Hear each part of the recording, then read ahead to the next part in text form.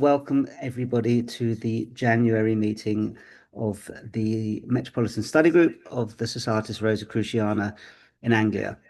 We have a fascinating presentation today given by a fascinating individual.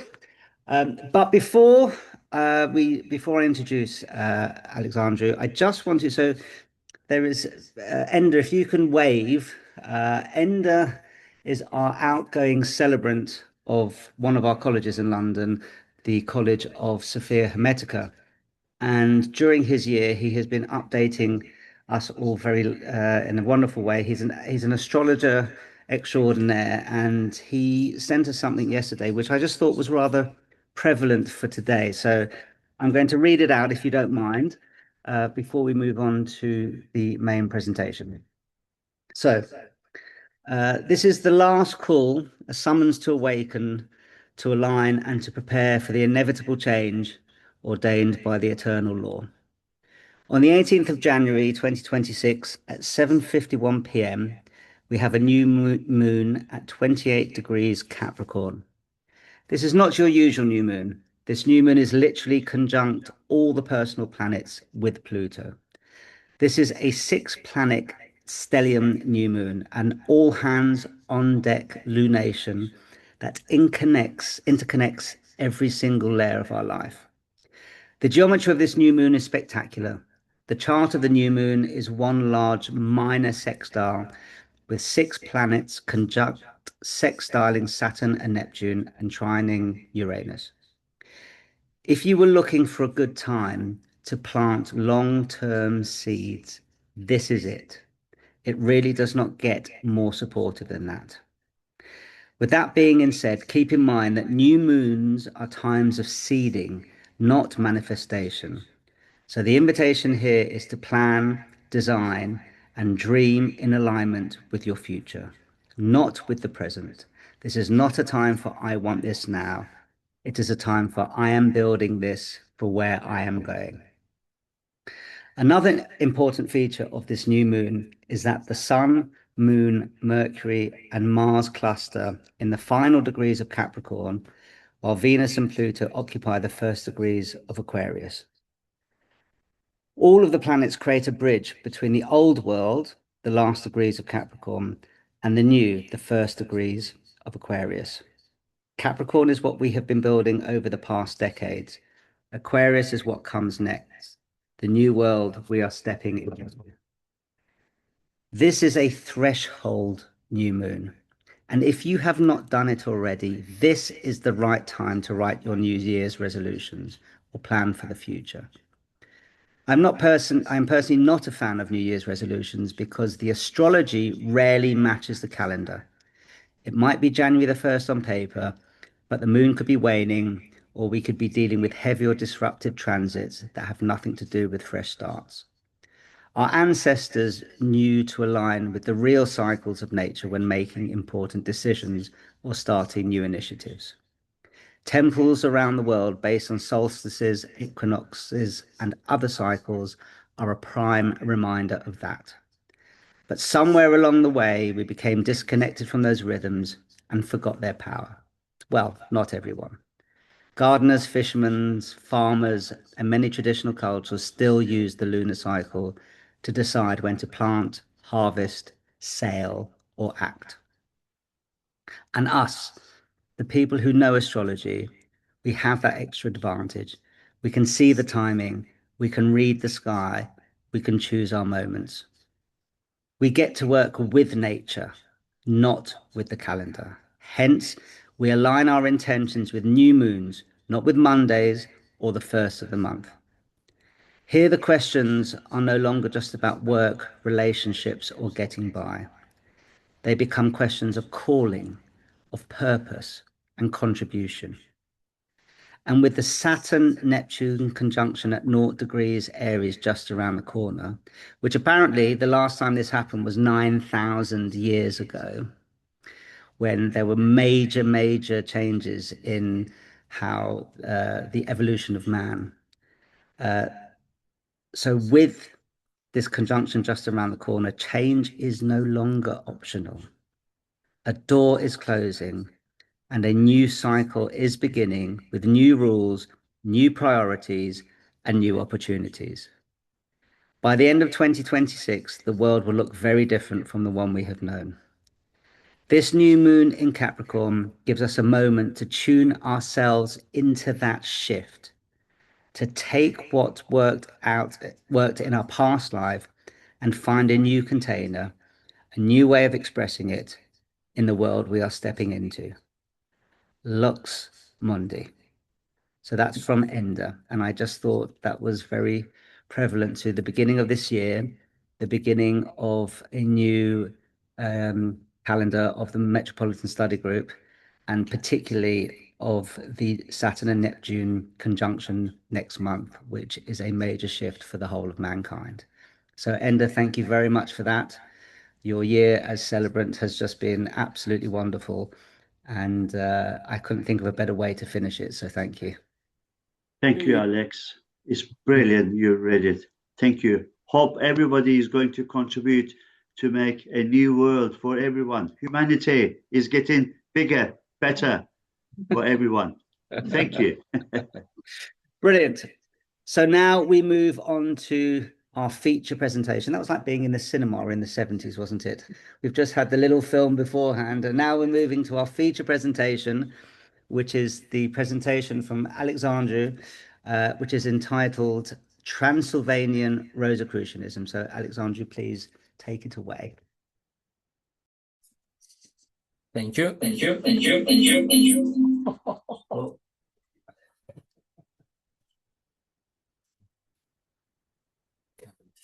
Who's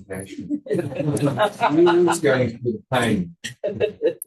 Right. So first of all, thank you so much for being here in such a big number here at the Atlantis Bookshop, and not only. Can everyone hear you first? Can you hear me? Yeah. Yes.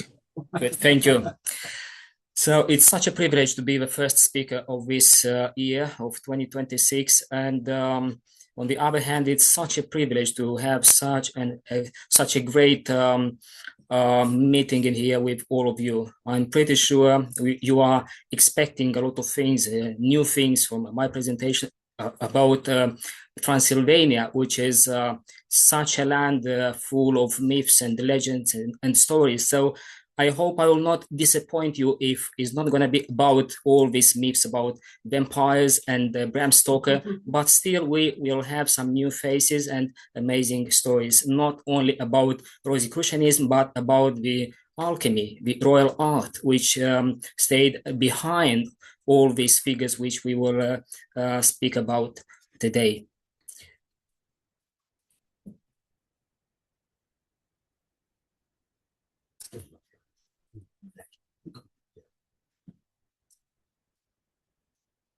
Right. So when you hear about this land, Transylvania, which literally means the land between the forests or over the forests, you usually will think about Bram Stoker and about Dracula, of course. But not only, because even the folklore of this land is so rich in stories about vampires and werewolves and many, many other things. Also, a preconception about Transylvania is that it is an Orthodox land, which is partially true, but not exactly, because in Transylvania we have such a mix of cultures and languages and such a mix of other things. So we have the Protestant church, we have the Catholic church, and the Byzantine influences, which came over in time. Now, also linked to Transylvania is the Count of Saint-Germain. And when we are discussing about Rosicrucianism and Transylvania, most of you will think of him because towards the end of his life, he will state that he was the son of Francis II Rákóczi, the Prince of Transylvania. And of course, this could be just a myth, but as we see, the Count of Saint-Germain specifically chose Transylvania as his place of origin. And also we have mainly Palmer Hall, who claimed at one point in one of his books that Count of Saint-Germain actually his very late period of life, he went to a monastery in Transylvania, where he chose to stay and to conduct his order in secrecy, and being like a shade of this secret order and royal art as well. Now, the light comes from the east, we are saying so many times, and also when we say here in UK, Transylvania, we think about that part of Europe which is in east.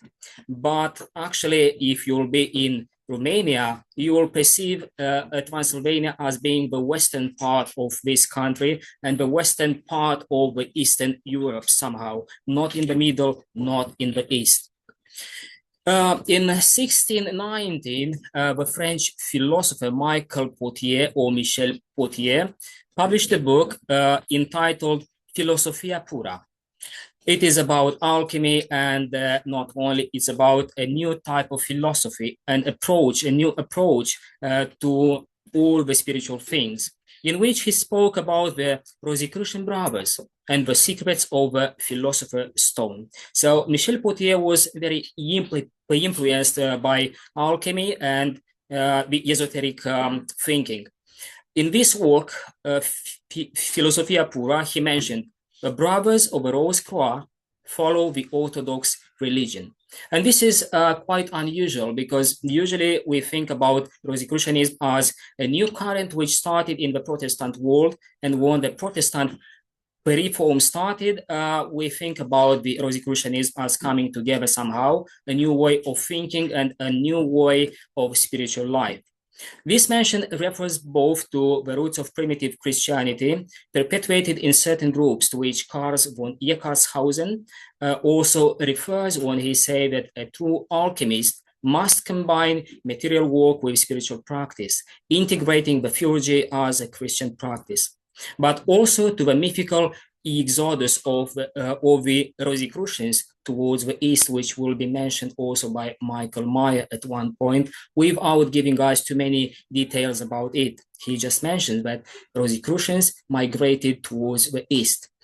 Most probably this is just a symbolic thing, and it refers to the light comes from the east, which means Rosicrucians, Freemasons, and alchemists are seeking the light, so they are traveling towards the east. Now, we are coming to a figure which is not the main one of this presentation, but which is somehow forgotten. It is Melchior Chibinensis, a Transylvanian alchemist of 16th century. He is not so well known because we don't know for sure who is this alchemist.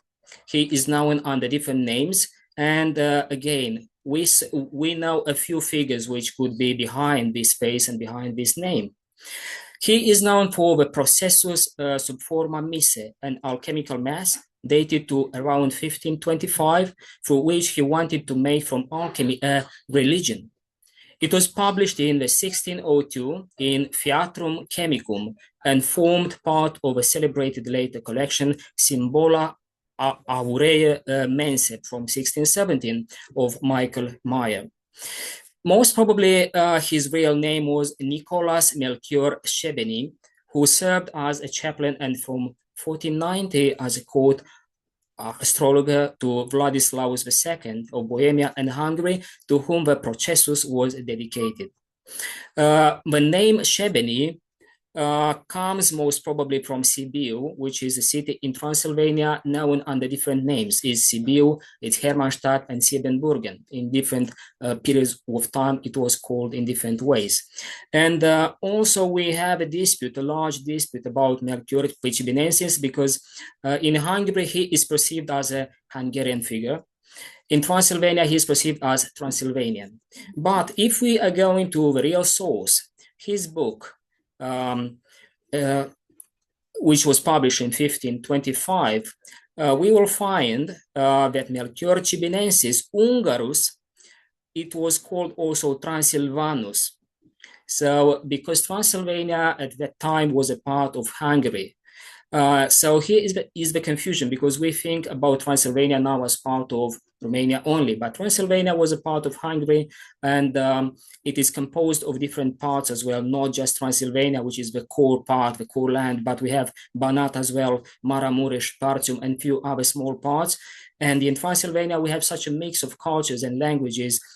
We have German languages with dialects, local dialects. We have Hungarian language. We have Romanian, Serbian, Bulgarian, and few others as well, Czech even, and two others. So that's why all the time Transylvania was a land of mixture, a land of spiritual mixture, and a land of culture mixture as well.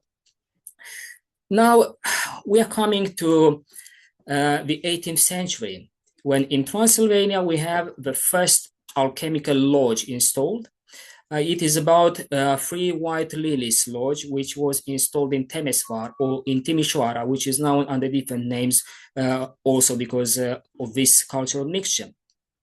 So in Transylvania, this lodge most probably was installed in 1776, and it was linked to the most interesting order, the order which stayed behind at the foundation of Societas Rosicruciana as well. It is about Golden and Rosicross order. It is assumed that the initiative to found this lodge belonged to Rosicrucian nucleus formed by Baron Joseph Maximilian von Linden, who had received the charter for the establishment of a Rosicrucian circle from Vienna in 1772. Even though he had started his project, he was forced to return to Vienna in 1774 due to his health issues. But in his absence, another figure will come, and it is Josef Soveg, who was a member of the Viennese lodge Zur Hoffnung. However, Soveg would cease the activity of Rosicrucian Circle for reasons that remain unclear, and would establish the Three White Lilies Lodge in 1776, which would initially work in the Draskovich observance rite. And here we're coming to another mixture. It's the Masonic mixture. So in Transylvania, we had different lodges, Masonic lodges under different rites. I just mentioned the Draskovich rite, which is so little known. It was mentioned just in a few books. One of them, it was published a couple of years ago at Louis Masonic by David Harrison, the rite in 7 degrees, and Draskovich rite is mentioned there very shortly. Another Masonic rite, which is specific for Transylvania, for Hungary, also is strict observance, which we will mention it later on.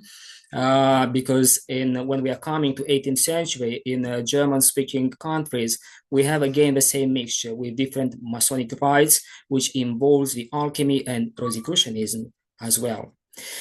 Given that at that time the Order of the Golden and Rosy Cross had appeared in Germany and Austria, we assume that the Three White Lilies Lodge was formed as a Rosicrucian circle under the Order of the Golden and Rosy Cross. Now, we don't know so much about proper Rosicrucian lodges in Transylvania, but we know for sure that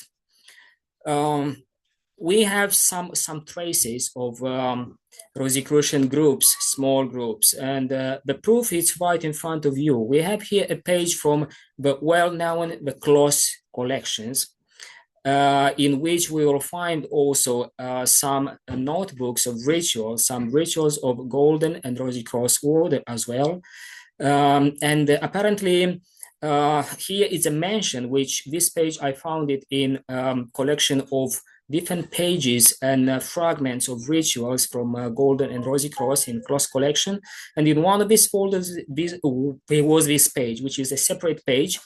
And we have mentioned that in Siebenburgen, which is Sibiu, which we mentioned before when we spoken about Melchior Pecibinensis, and in Siebenburgen, actually, we are not sure what time we are talking about here, but for sure it's 17th century. We have mentioned a group, a convent of brothers of the Rosy Cross, which had been all of them probably in the 4th degree. And the 4th degree in the Golden and the Rosy Cross order is called Philosophus. Now, I'm pretty sure most of you know that Golden and Rosicrucian order actually was based on the alchemical knowledge, alchemical practice, and it was an alchemical rite and alchemical order. And different degrees had different alchemical knowledge and rites and rituals, and you're supposed to study the alchemy. So it is quite surprising that in this degree, we will find brothers which will be very advanced in alchemy, in practical alchemy. Basically, in the 4th degree of this order, you suppose, as a member of it, you suppose to be able to produce and to study the mineral stone. In alchemy, we have a philosopher's stone, but which is of different nature. It is the vegetal stone, the mineral stone, and a few other types. And not only you will need to be able to produce the mineral stone in this degree, but you will need to be able to produce it in different paths, the wet path, the dry path, and the short path, which is called also the royal path. The royal path being the one for advanced practitioners. So it's quite surprising to find this mention about Siebenburgen or Hermannstadt and a circle or a convent. Also, the clue that we are talking about the Golden and the Rosicrucian order is that it is mentioned the term convent, which is convention. And in the 4th degree, we will have few types of meetings, one of them being convention. So most probably we are talking here about the Golden and Rosicrucian circle in Siebenburgen in 18th century, I suppose in the second half of 18th century. Now we are coming to the main topic, to alchemists and Rosicrucians of Transylvania. Surprisingly, but we have quite a number of Rosicrucians which have been born in Transylvania or just came to this land later on. And it's quite difficult to select just a couple of them. However, I selected 3 of them which will be effectively heavily involved with alchemy and Rosicrucianism, and basically with Golden and Rosicrucian order. The first of them is Báróczi Sándor, and his name is spelled in different ways, but I've chosen this one because it's the common one. The second one is Johann Georg Schwarz, and the third one is Count Galantai János Fekete. I'm pretty sure many of you will know Johann Georg Schwarz because he was involved in Russian Freemasonry, he was involved in German Freemasonry, and his figure was also mentioned and published in the different studies. When we are coming to Báróczi Sándor and Count Galantai János Fekete, is not so simple, is not so easy, because Báróczi Sándor was almost forgotten in Transylvania and in Austria as well, in Hungary, and it is well known only when we are coming to poetry, because he was received as a poet. Count Galantai János Fekete was also almost forgotten in Transylvania and in Hungary, and also because he wasn't a prominent figure in Freemasonry, not because he didn't want, but because he was also a poet and he was heavily involved in politics as well. So when we are talking about the politics in Hungary and Austria, yes, we can find his name. When we're coming to Freemasonry and the history of alchemy and Freemasonry, we will not find his name so often. Now, the first one, Báróczi Sándor was born on April 11, 1735 in the village of Spelnaka in Alba County in Transylvania, in the core of this land, and settled in Vienna later on. He started to be a poet, he started to write poems, and he was one of the prominent poets, also because he was fighting for Hungarian culture. He wanted Hungary to become a proper country, a proper state, not just a part of Austria-Hungary. He wanted the Hungary culture to be a distinct one, to have their own language, which will be established in a literary way.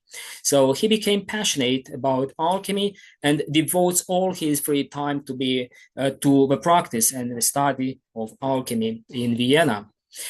A vivid testimony to his intense preoccupation with alchemy is the work A mostani adeptus vagis a sabadi prityomivesek valóságos titka, which in translation will be the contemporary adept of the true secret of Freemasons.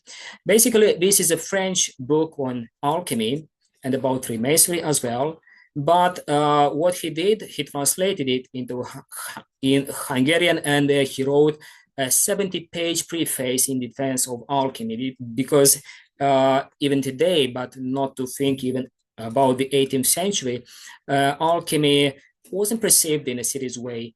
Many people were trying to sell so-called secrets and to make money on it, and it was just a business for them. So alchemy was quite a dangerous ground where you're supposed to practice it on your own risk, because many people will laugh at you if you say, I'm practicing the alchemy. And I know that many of you will think that it was easier in 17th or 18th or 19th century. Actually, I think it was almost the same like nowadays, because nowadays we are talking so much about spiritual alchemy, but not so much about practical alchemy.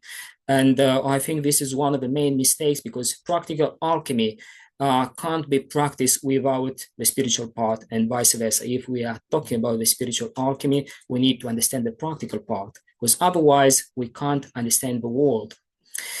There are testimonies of contemporaries regarding the results of his work, practical work, including mentions of gold ingots obtained by Sándor Báróczi through transmutation. Now, Sándor Báróczi dedicated his last 25 years of his life just studying and practicing alchemy. He was in debt because all his money went to practicing alchemy. He was in debt also because he decided to leave his career, and basically he left even the poetry, and he started only to do alchemy on every single day. So this was his own path in his life, and he chosen it in a very serious way. Sándor Báróczi was a Freemason, and he was a member of a Viennese lodge zur gekronten Hoffnung. This is a very prominent lodge, because in this lodge, a very prominent member was the Emperor Joseph II. Of course, he wasn't a constant presence in the meetings, but still he was a member of this lodge. And another prominent member is Wolfgang Mozart. The Amadeus Mozart was a member of this lodge, and in this painting of Ignaz Unterberger, most probably we have Mozart, which is the first figure on the right corner. We are not sure if this is Mozart, but this is what was left as a testimony. And this is a painting which depicts a meeting of the lodge zur gekronten Hoffnung. There are many speculations about this painting, but in German language sources, we will find that this is a meeting of zur gekronten Hoffnung lodge. Ignaz, Sándor Báróczi being a member of this lodge, most probably he could be found here in this painting as well, because the painting was made in 1785 when he was still an active member of the lodge. So most probably he is in this painting as well, but we're not sure who is who. Why I decided to specify this name, it's not only because he practiced the alchemy, but because in a few sources we will find notes about Sándor Báróczi being a member of some Rosicrucian groups. It's possible that he was involved as well with the first lodges of Golden and Rosicrucian Order, but we have no proof of this. Maybe at one point we will find some membership lists and we will be able to find his name in there, especially because he was practicing the alchemy. But in the last 25 years, as I said, he abandoned all his jobs and most probably Freemasonry just to practice the alchemy. The second figure, which I mentioned before, is Johann Georg Schwarz.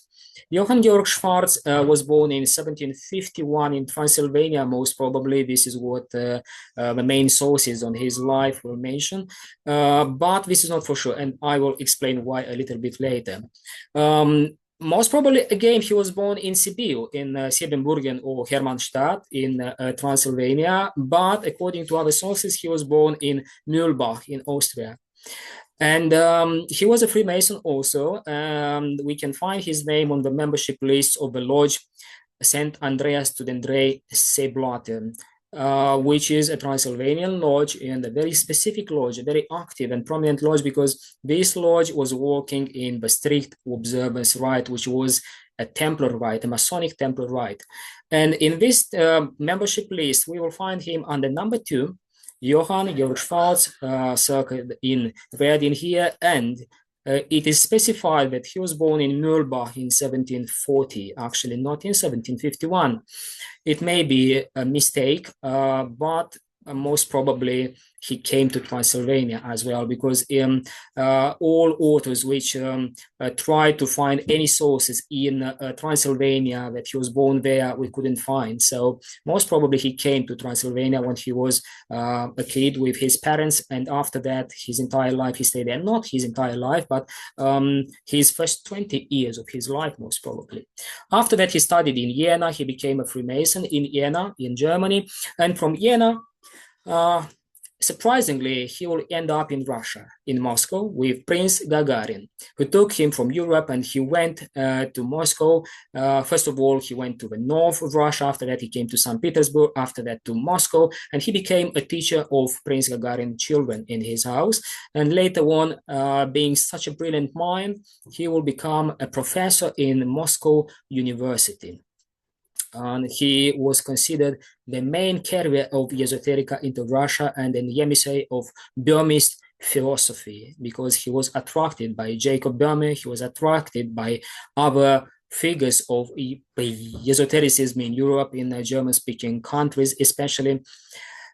He joined his forces with another prominent figure, which is Nikolai Novikov. And Nikolai Novikov is well known for his circle of so-called Martinists. At least this is what you will find if you try to read more about his life. And this is not the proper Martinism which people are talking about, even if some authors try to convince us that they were the first Martinists in the entire world. But basically they were studying Louis-Claude de Saint-Martin, they were studying Villermoz, Jacob Boehme, but we can't speak about a proper Martinist order at that time. So they formed together, they found together the Society of Friendship, a bulwark of Russian Freemasonry that held secret meetings in the so-called Menshikov Tower.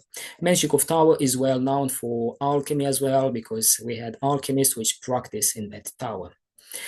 Schwarz and Novikov moved the Masonic Center of Russia from St. Petersburg to Moscow, helping emancipate their compatriots from Swedish Rite and Yelagin's antics. And here we need to understand that reality of Freemasonry in Russia is so complex. It's not just a couple of lodges, as many will think.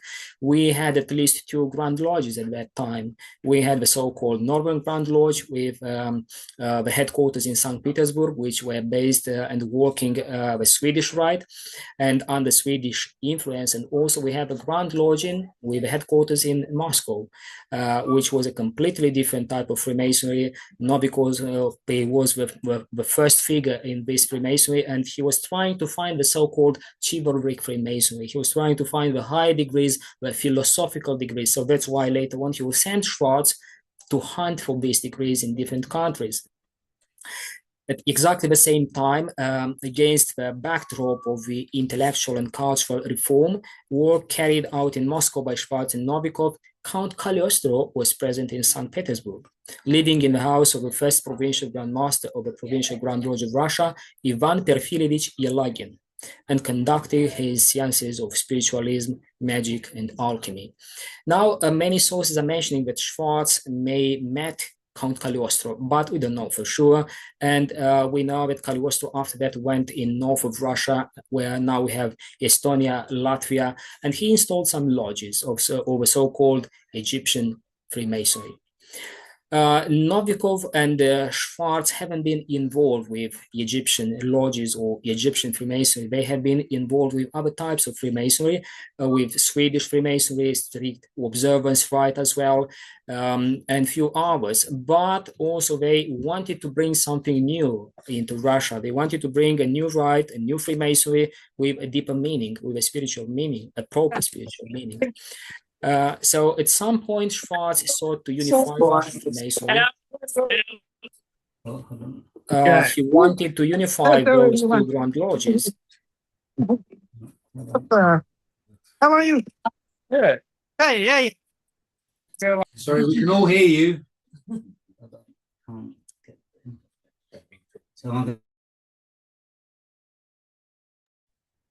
Yeah, great. So basically, Schwarz wanted to unite those two grand lodges with headquarters in St. Petersburg and Moscow. And he wanted also to escape the Swedish Rite, which was taking over Russian Freemasonry. And precisely because Johann Georg Schwarz was German-speaking individual, he wanted to go to Germany and to see what he can find in there. Also because they heard about the so-called alchemical rite, how they were calling it. It was the Golden and Rosicrucian Order, which started to work in Germany in organized lodges. So more precisely, they started to use a German version of Swedish Rite first, which is called the Zinzendorf Rite, and slowly to move to other rites. So they moved to strict observance rite, which he was an influential figure, and he went to Germany as a representative of strict observance from Russia. At that time, Ferdinand von Braunschweig, Wolfenbüttel was the Magnus Superiors of the Order of Strict Observance, and his nephew Frederick Augustus von Braunschweig, Wolfenbüttel, was Grand Master of the Zu den Dreibelkügeln Lodge in Berlin. Now, Zu den Dreibelkügeln Grand Lodge, it's the oldest Grand Lodge. It started as a normal lodge, but after that it became a Grand Lodge, which is still alive, which is the oldest one in Germany, and at one point they adopted even the rituals and the system of the degrees of the Golden and Rosicrucian Order, which was very attractive for Schwarz and Novikov, because they wanted something more spiritual with higher degrees, with chivalric meaning. So that's why it was in this lodge, exactly in Zu den Dreibelkügeln in Berlin, starting in 1777, when the Order of the Golden and Rosicrucian rituals were adopted, and where Johann Georg Schwarz will go. So on the left on this picture, we have the coat of arms, the emblem of the Lodge Zu den Dreibelkügeln in Berlin, and on the right we have one of the first books of Gold and Rosenkreuz Order in Germany. 3 globes, all right. Yes. Now,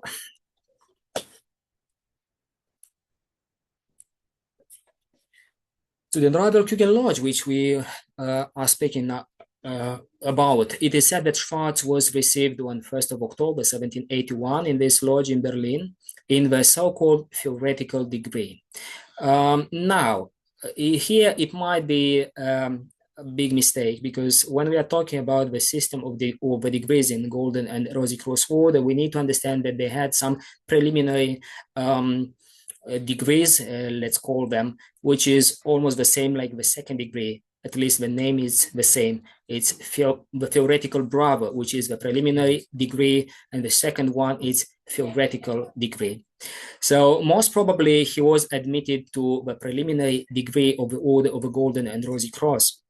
On the same day, Ferdinand von Braunschweig with Wolfenbüttel declared his full support for the cause of Russian Freemasonry, and this is not randomly, because the Swedish Freemasonry wanted to take over Russian Freemasonry, and Germans understood this, and they understood that Johann Georg Schwarz can be a prominent figure, a main figure in Russian Freemasonry. So they put a lot of hopes in him, and he went back to Russia with the theoretical degree, the preliminary degree, not the second one.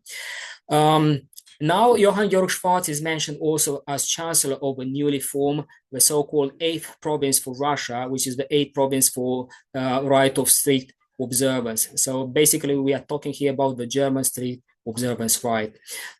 He had the order name Georgius Eques ab Aquila Crescentem.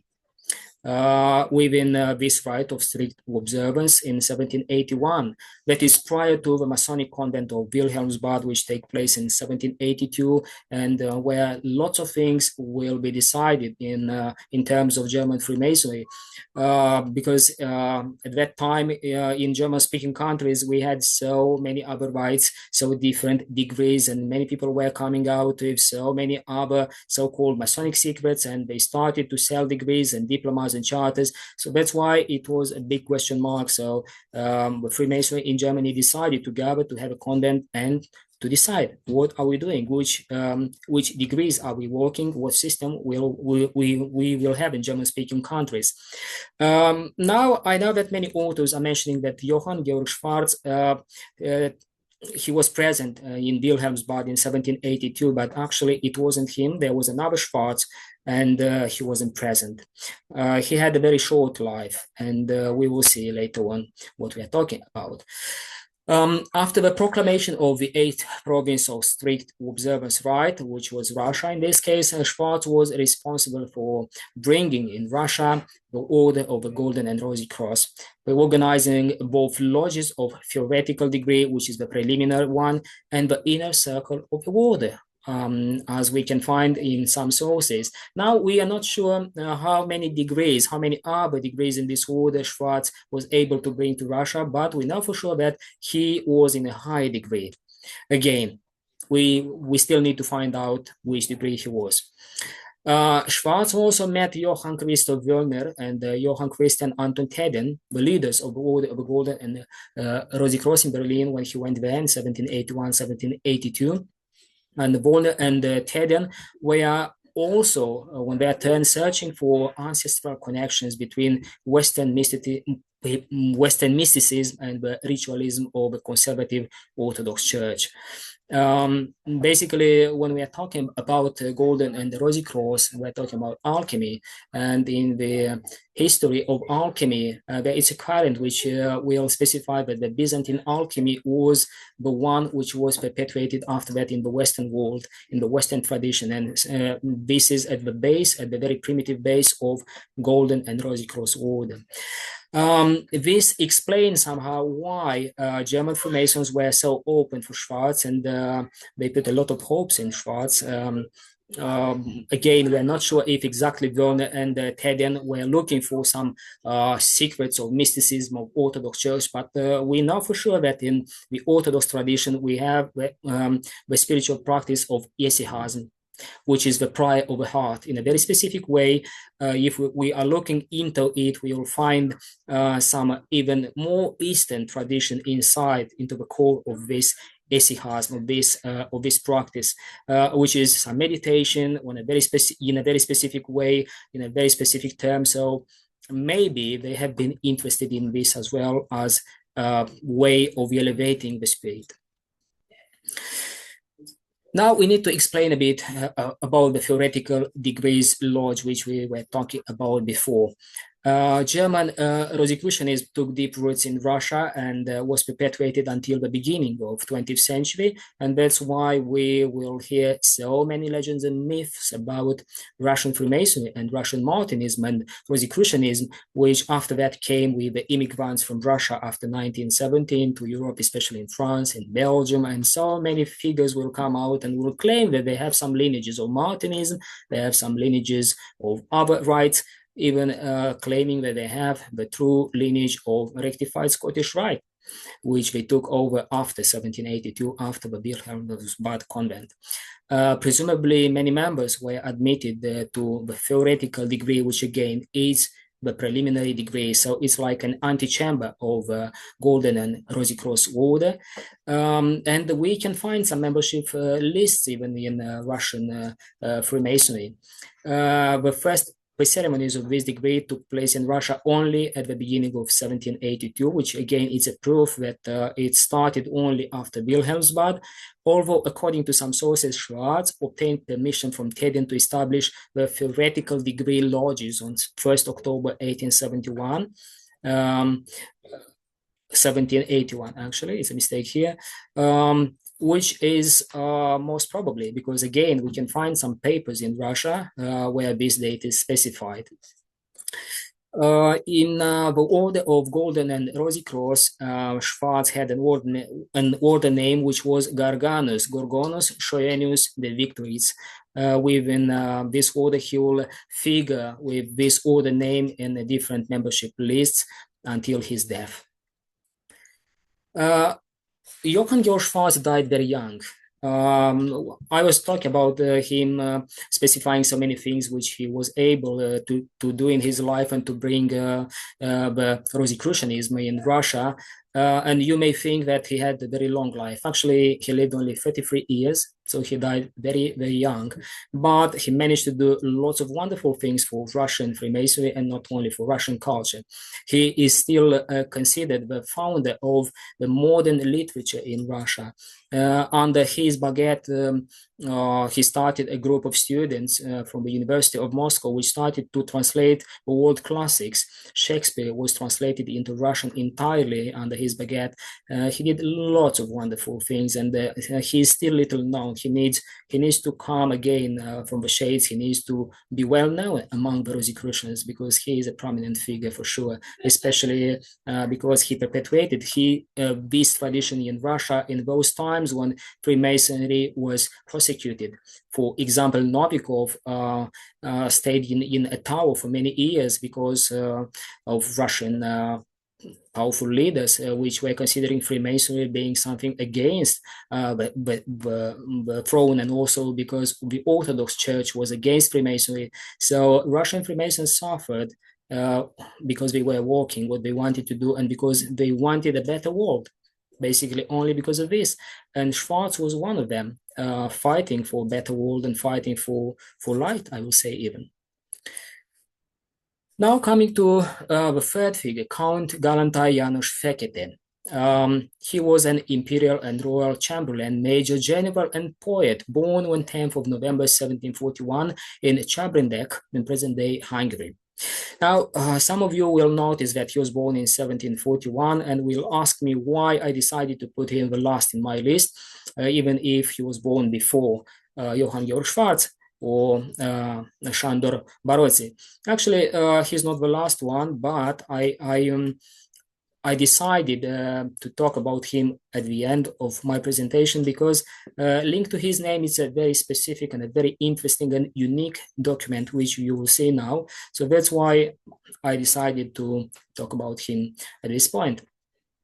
After childhood spent on the family estate in Transylvania, the young János Fekete began his studies at the Vienna Academy in 1754, where he developed a passion for poetry. So he's very well known for his poetry. He's very well known because he exchanged letters with Voltaire in France, and he was very passionate about Voltaire as well. He wanted a different world. He was born, I think, much in advance because his mind wasn't fitting in those times. He wanted a different world, a better world as well, and he wanted to change this world in which he was living.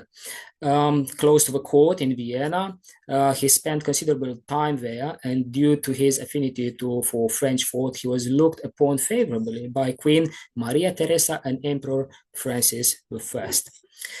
Now we know a lot of things about his life because he was heavily involved in politics. He was heavily involved in the cultural movements in Hungary, in Austria as well. But he was fighting for the independence of Hungary, for independence of Hungarian language and Hungarian culture, as Sándor Báróczi did as well. He is mentioned in different discussions about a specific lodge, which is called De l'Harmonie et Concorde Universelle in Trieste, lodge which was founded in 1784. And surprisingly, even if we know the name of this lodge, we don't know for sure how much he was involved in this lodge or in Freemasonry in general. In fact, the lodge had only taken on a new name, and I would like to make a pause here because we'll come back to this small detail, but absolutely important. The lodge has taken a new name, having been founded actually in 1773 under a different name, Alla Concordia. What Fekete had in common with other members of the same lodge in Trieste was Bonapartism.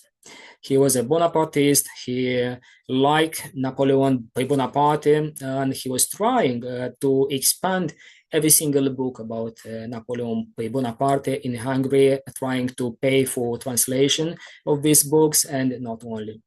Fekete himself campaigned all his life for removal of Austrian influences on Hungarian culture, as I said, and therefore the Lodge in Trieste has been widely considered as a Masonic lodge with a political slant, which wasn't an uncommon thing in those times. We had many lodges with political slant in different countries, but not so much actually was disclosed about this. Not so much was published about this lodge in Trieste and about political lodges as well beyond France, because in France we had this political slant and was written a lot about it, not about other lodges. His letters and correspondence, which is huge actually, includes 322 different respondents, of whom at least 46 have so far been identified as Freemasons, which again means he had a wide web of Freemasons in different countries. And here we come to a very specific document, unique document, I will say, which is in a private collection now in Transylvania again, but it was found in Hungary, and it was issued in Trieste. This is a document issued by the lodge, which we were talking about, a la Concorde, which changed the name after that, and we will talk about this. We will understand why the name was changed. And the document is unique because we now know our type of such a document, specifically because it was issued by the lodge in Trieste, which surprisingly, apparently it was a lodge of theoretical degree, the preliminary degree of Golden and Rosy Cross. The letter is in French, and the document is in French with two sigils, the so-called Grand Sigil and the Little Sigil. And I managed to translate it to English, which we'll read it now. By the virtue of superior powers granted to us by the most enlightened Frater Johannes de Bochus, with the authorization of I can't see here a couple of words, and the enlightened Frater Rosarius for the elevation of a Solomonic theoretical circle, we, the undersigned president, secretary, master of ceremonies, and members of the respectable Solomonic circle, called by l'Harmonie et de la Concorde universelle in Trieste, declare and attest that Frater Jean Count de Fekete, Major General, Chamberlain of His Majesty the King, a native of Kindek, aged 44, of Roman Catholic religion, has been received by us into this respectable circle, where he has filled the office of secretary with zeal and distinction. For this reason, we have sent him this diploma, by virtue of which we ask all the respectable presidents of regular circles spread over the face of the earth to recognize him, to protect him, to help him, and to grant him the place he deserves according to his zeal and works, promising to proceed accordingly with all fratres who will present themselves to us armed with the necessary precautions. By virtue of this, I have signed this document, and the secretary has countersigned it with the application of the grand and the little sigils of our royal art. And in our presence, the aforementioned frater has put his signature never yet on the margin, so that it can be checked on all occasions for compliance and to avoid this document falling into foreign hands.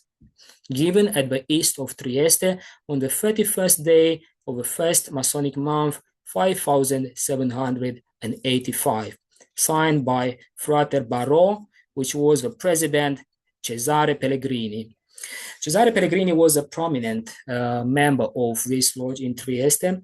I was very fortunate to see this document and to have a copy of it from this private collection. And when it was handed me, this copy, I didn't know what is this first, and no one knows about what is this. And after that, after asking around people which specialized on the order of a Golden and Rosy Cross, slowly, I came to the understanding that actually this is a so-called good standing certificate, which was given to Jean Count de Fekete, as a proof when he was leaving Trieste, coming back to Hungary, and most probably he was a member of this preliminary degree, the theoretical brother, as we will call them. And most probably this lodge was working beyond 1785. And I mentioned this again for a specific reason, and we will see why. Now we have a name at the beginning, which is mentioned by the virtue of the superior powers granted to us by the most enlightened Frater Johannes de Bochus. And of course, I wanted to know who is Frater Johannes de Bochus, being a Rosicrucian, but without finding so much actually about him.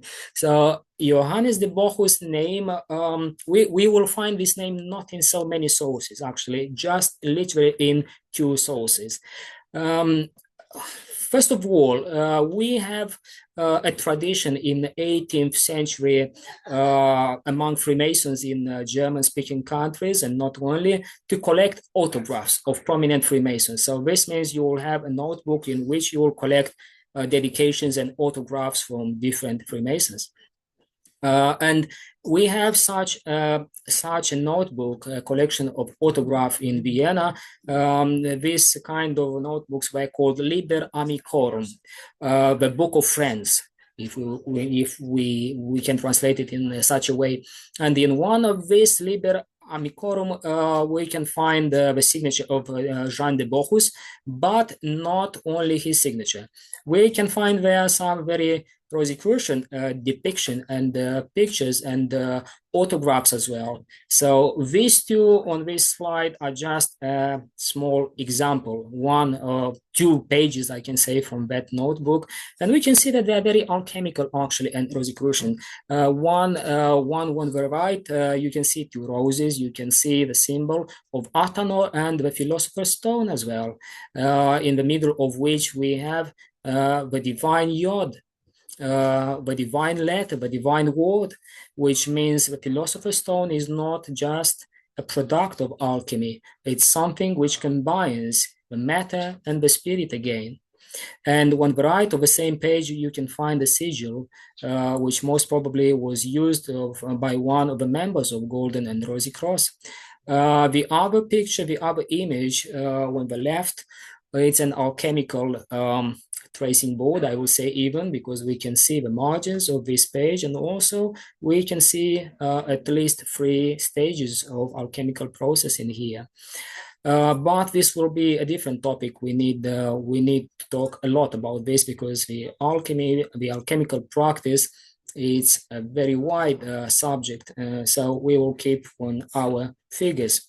So coming back to Johannes de Bochus, here is this signature of him in the same autograph collections. So we think this is not random, because in other sources, we will find that Johann von Bochus of Petrofalva, which is in Hungary, served as a captain of Hussars regiment until 1880, and was known as a theosophist, a magician, and held one of the highest Rosicrucian degrees, the 7th degree, having been initiated in 1780 in the Viennese Lodge Crowned Hope. The Crowned Hope Lodge was a very alchemical lodge, I will say, and a Rosicrucian lodge, because many members of this lodge, we will find them on the membership list of the Golden and Rosy Cross Order as well. And this means Johannes de Bochus was one of their prominent figures. And the link with Transylvania is not just between Fekete, Count of Fekete, and Order of the Golden and Rosy Cross, but it's Johannes von Bochus. Even if he was in Petrofalva in Hungary, he was in Vienna as well, as we can see here, being a member of lodges there. But apparently he came back to Transylvania again, and we will find the proof very soon. Now, the mention of the Solomonic Circle instead of Masonic Lodge in the document we have seen indicates that in this case we have a so-called Lodge of the Theoretical Brothers, which is the preliminary degree, which began to be established in 1780, being a so-called Outer Order degree, Bruder des Salomonischen Wissenschaft, theoretical brother of Solomonic wisdom. And we can see at least 2 times in the document that it is mentioned it's a Solomonic circle, a Solomonic even.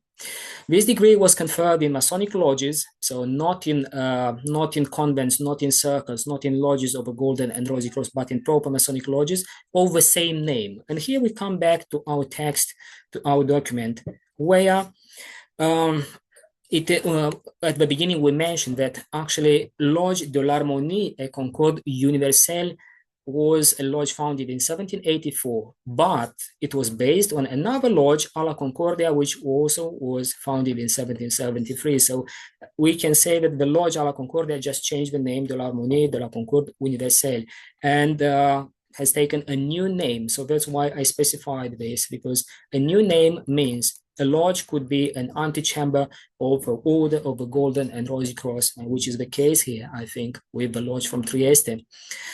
And these lodges were serving, in a sense, as platforms for selecting potential members for the Order of the Golden and Rosy Cross. This model was abandoned in 1785 when the ritual and doctrine were made public, but some lodges continued until 1789. And here we come back again to our document, where we can see that it was given at the east of Trieste on the 31st day of the first Masonic month. Now, first Masonic month is not January, as you will think, or September, when we are coming back from our holidays in our times. First Masonic months in Masonic calendars, especially in 18th, 19th century, means March. So this was the first Masonic month. So probably it was issued on 31st of March in 5785, which is again a Masonic datation, which in fact is 1785. In present case, it is difficult to determine whether the certificate issued to Fekete preceded the disclosure of the ritual or was issued after it. We will need to find the date when the rituals have been disclosed, and after that we will find out what happened with this document. In fact, in the Order of a Golden and Rosy Cross, the second degree is called Theoreticus, which has misled many researchers so far, confusing theoreticus with theoretical brother. This happened especially with the book, with Bayer's book, a German author who published the rituals of Golden and Rosy Cross at the beginning of 20th century, and he was misled, and he confused these two degrees, a theoreticus degree and theoretical brother, and that's why we still have an issue with that set of rituals. Now, in this picture, we have regalia for the proper second degree of the Golden and Rosy Cross, not for the preliminary degree, which again was confused by many authors, even in French. Coming back to Johannes de Bochus and Count Fekete, we don't know whether Count Fekete ever advanced in the Order of a Golden and Rosy Cross, but the fact that he was offered this certificate demonstrates that he could have continued his Masonic career in Rosicrucian way had circumstances allowed it. The mention of Bochus' name at the beginning of the document, we held a much higher Rosicrucian degree, the seventh one, proves that this perspective had every chance of success in Fekete's case. Furthermore, Bochus' presence is reported once more in Transylvania, where Fekete was also active. So we are coming back again to Transylvania, where Count Fekete came back from Trieste, and Johannes Bochus apparently came to Transylvania at least for a couple of times, I will say, because a Masonic manuscript kept in one of the libraries in Transylvania bears a note that it comes from Bochus' collection.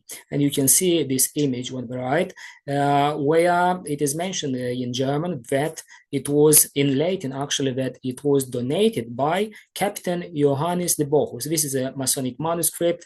It still needs to be uncovered. It still needs to be read. It still needs to be published maybe at one point, because as we can see, we have some important links with Golden and Rosy Cross Order. Now, if Count Fekete wasn't a prominent Rosicrucian even, the faith of this document could be different if it wasn't for him, because he came back to Transylvania and he preserved, maybe not him, maybe somebody else preserved this unique document, which is unique in the entire world, I would say, because I've asked a couple of other authors which even published something about the Golden and Rosy Cross, and no one knew about such a document. So I will say this is unique, and this is a main chain in understanding how Order of the Golden and Rosy Cross spread around, how it evolved, and also how it changed in time, and how it changed faiths, and how it changed lives of the members of the order. Now, coming back again to Transylvania, Transylvania never had been a prominent land in terms of Rosicrucianism, but as you could see, it had quite a number of prominent figures in terms of Rosicrucianism and interested in alchemy as well, trying to combine the Byzantinism and the tradition of Byzantine alchemy with the Western world and Western tradition. And Melchior Chibinensis is just an example which carried on to work even in such a land where for alchemy you could be burned, where for alchemy and Freemasonry you could go to jail, you could die even. And just think about how easy it is in our days to become a Freemason and to have access to so many resources, so many libraries, so many manuscripts even.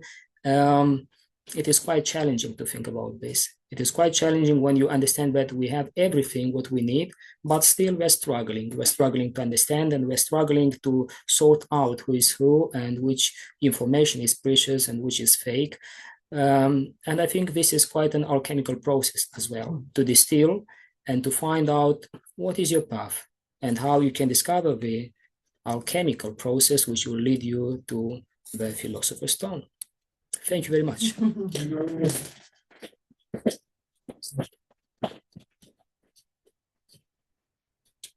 Alex, if you put your volume up.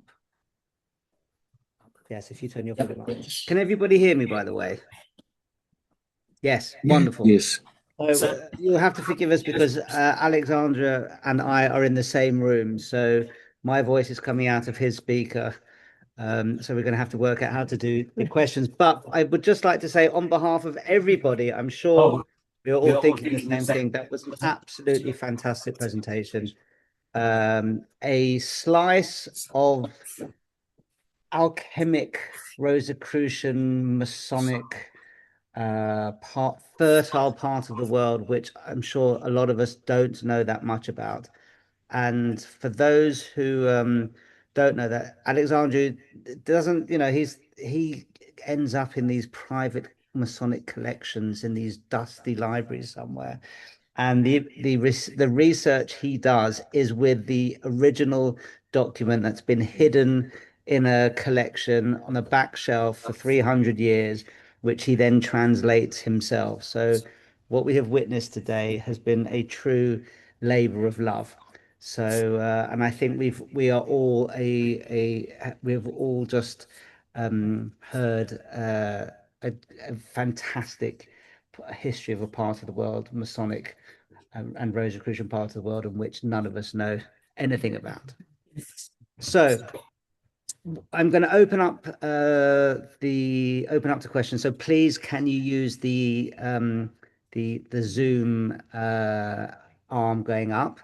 And what I'll try to do is, if you can turn your volume up a little bit more, I will then put my microphone on mute, and then Alex can then answer directly.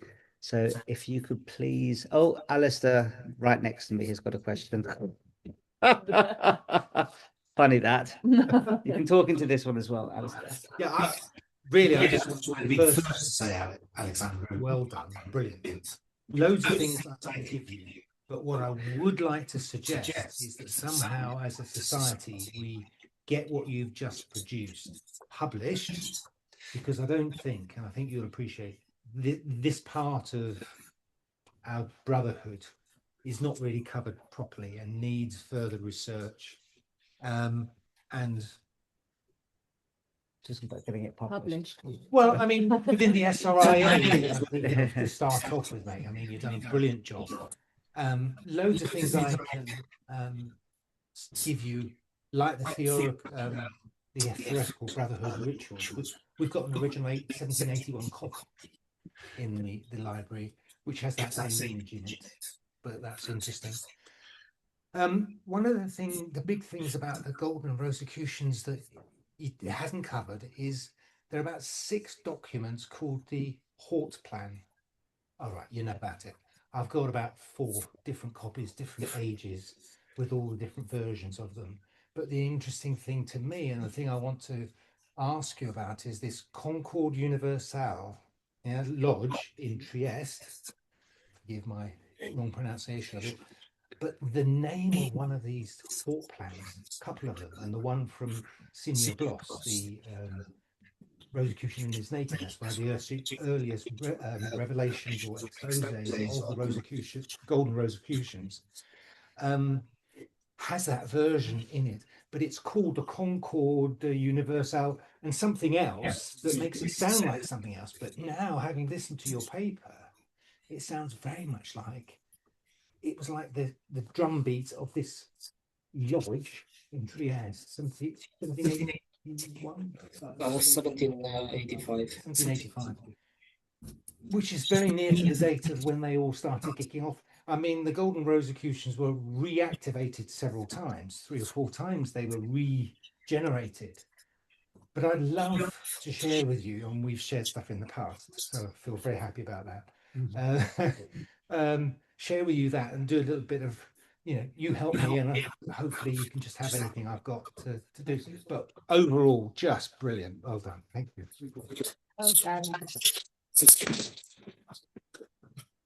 Okay. Anybody? Oh, yes. We have Alexis. We have a question from Alexis. Alexis, you have to speak up quite. So you said about the connection, they were trying to find a connection between what they were doing in Constantinople. How, in your researches, how far was there a connection with the Order of the Dragon, which was prevalent in Transylvania and was associated with Constantinople and the individuals and families that they blossomed into and adopted the Golden Rosicrucians? Well, now that is tricky subject, the Order of Dragon, it wasn't started in Transylvania, actually. No, it's a Hungarian. It's under the Empress. It is the Sigismund who started it, but the only link with Transylvania, the Order of Dragon has, is that King Sigismund was buried in Transylvania in the end. We supposedly know where is his tomb, but also because Dracula is considered to be Vlad the Impaler from Transylvania. Vlad the Impaler was never a member of Order of the Dragon. His father was. Not even his father, because the name of his father was Vlad Dracul. Now people think Dracula and Dragon, making the connection between this because it sounds about Dragon, Dracul. Dracul in Romanian means the devil, because he was very cruel and he was strong and he was powerful. So it is not about Dragon. Now many historians will come up and will say he was a member of Order of a Dragon, and the name Dracul came from dragon, which is completely wrong because we have a proper term in Romanian, which is Dracul, the devil. That's it. It is used, commonly used. We don't have on the membership list Vlad Dracul. We don't have Vlad the Impaler on the membership list of the Order of Dragon. It was never there. Now we have some forgeries, late forgeries in the second half of 19th century and the beginning of 20th. And we know who are these. It was a Hungarian historian, and after that, Romanian one, which took over all of this, and the others just took over this information, and they started to say that they were members of Order of the Dragon. We have another mention in a chronicle of another prince from Transylvania, which supposedly was a member of the Order of the Dragon. But in one place, the name is Pancratius. In other place, we don't have a name for him. So we don't know for sure. Now, other historians will mention that Vlad Dracul went to Sigismund at one point and met him.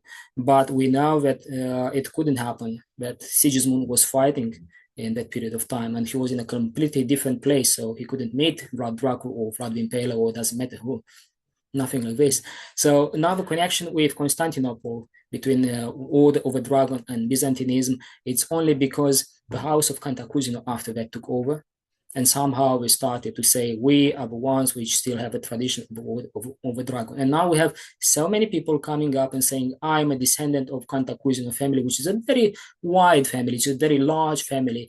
So anyone can come and say, if I'm a Cantacuzino, I'm the one who still have the lineage, but there is no true lineage to Word of the Dragon until now. I know that even in UK at one point we had someone claiming that he had the lineage of the Word of St. George and the Word of the Dragon. Now St. George and the Word of the Dragon, only because St. George is slaying the dragon, it's quite different. We are talking about different topics here. One's in Georgia for a start. Exactly, yeah. But the alchemical tradition in the Byzantine world was very widely spread, and we know that the so-called the Byzantine fires were produced in an alchemical way somehow, and we don't know now how they were produced. This was a very specific fire which could burn even in water, and we don't know Greek now. fire. Yes, the Greek fire. So we don't know how they were produced. So this is just a testimony, a small proof of the alchemical tradition in Byzantine world, which was taken over. We need to understand that one of the biggest mistakes which happened in the Western world later on was destroying Constantinople. And this was a fight between brothers. It was a fight between Catholic Church and Orthodox Church somehow. And 4 years after that, the galleons and the ships just carried all the treasures from Constantinople to Venezia in Venice. The Venetian side. Yes, and this is how the main bankers in Venice started to have such a wealth after that. This is not conspiracy, these are historical facts. So I think there is a connection as well after they carried all these treasures from Constantinople to Venice, because it wasn't just about material treasures. Council of Florence. It's about the libraries as well. It's about many things, because the books were very expensive in those times. So most probably they carried all these libraries from Byzantium to Venice as well. Then you have the Council of Florence. Oh yes, absolutely. Yeah. So I think the truth is just in the middle somewhere, but beyond the speculations. Thank you. Brilliant. Okay, thank you very much. Martin, yeah. We have another question for the book club. Martin, if you can. Okay then. First of all, what a wonderful, inspiring, detailed talk. And secondly, I've realized that my hand gesture is controlling the screen. So I'll stop that. So apologies in advance. These are my obscure areas of study that I would like to ask you about. So I don't expect you to be able to know off the top of your head there. The first thing is you talked about the Golden Rose Cross ritual, their practice, how wonderful, and their actual practical alchemy. But I'm also aware they had a practice of quarantine, of retreat. Do you know whether these practitioners were practicing the quarantine? Can you tell us a bit about the nature of it? Again, I understand this is a very obscure question, but that's my first question. I'd love to know. Well, if we are talking about the alchemy, but if you mention Golden and Rosicrucians, this is alchemy. Because it was the alchemical rituals, the alchemical practice, and so on. I mentioned Jean de Bohus, Johann de Bohus, he was the 7th degree. And in 7th degree, we have some lectures in the Golden and Rosicrucians. And this is something which everyone have seen, at least one picture at one point when we're talking about alchemy. In every single book you'll find, it's about how you collect the dew. Oh, right. And how you will use after that. So this is in the 7th degree, and this is not random, because in the whole alchemical practice you'll find so many books published over the time, hundreds of books published. But what we need to understand about the practical alchemy, that all these books, mainly I would say 90% of these books, they're talking about the middle process.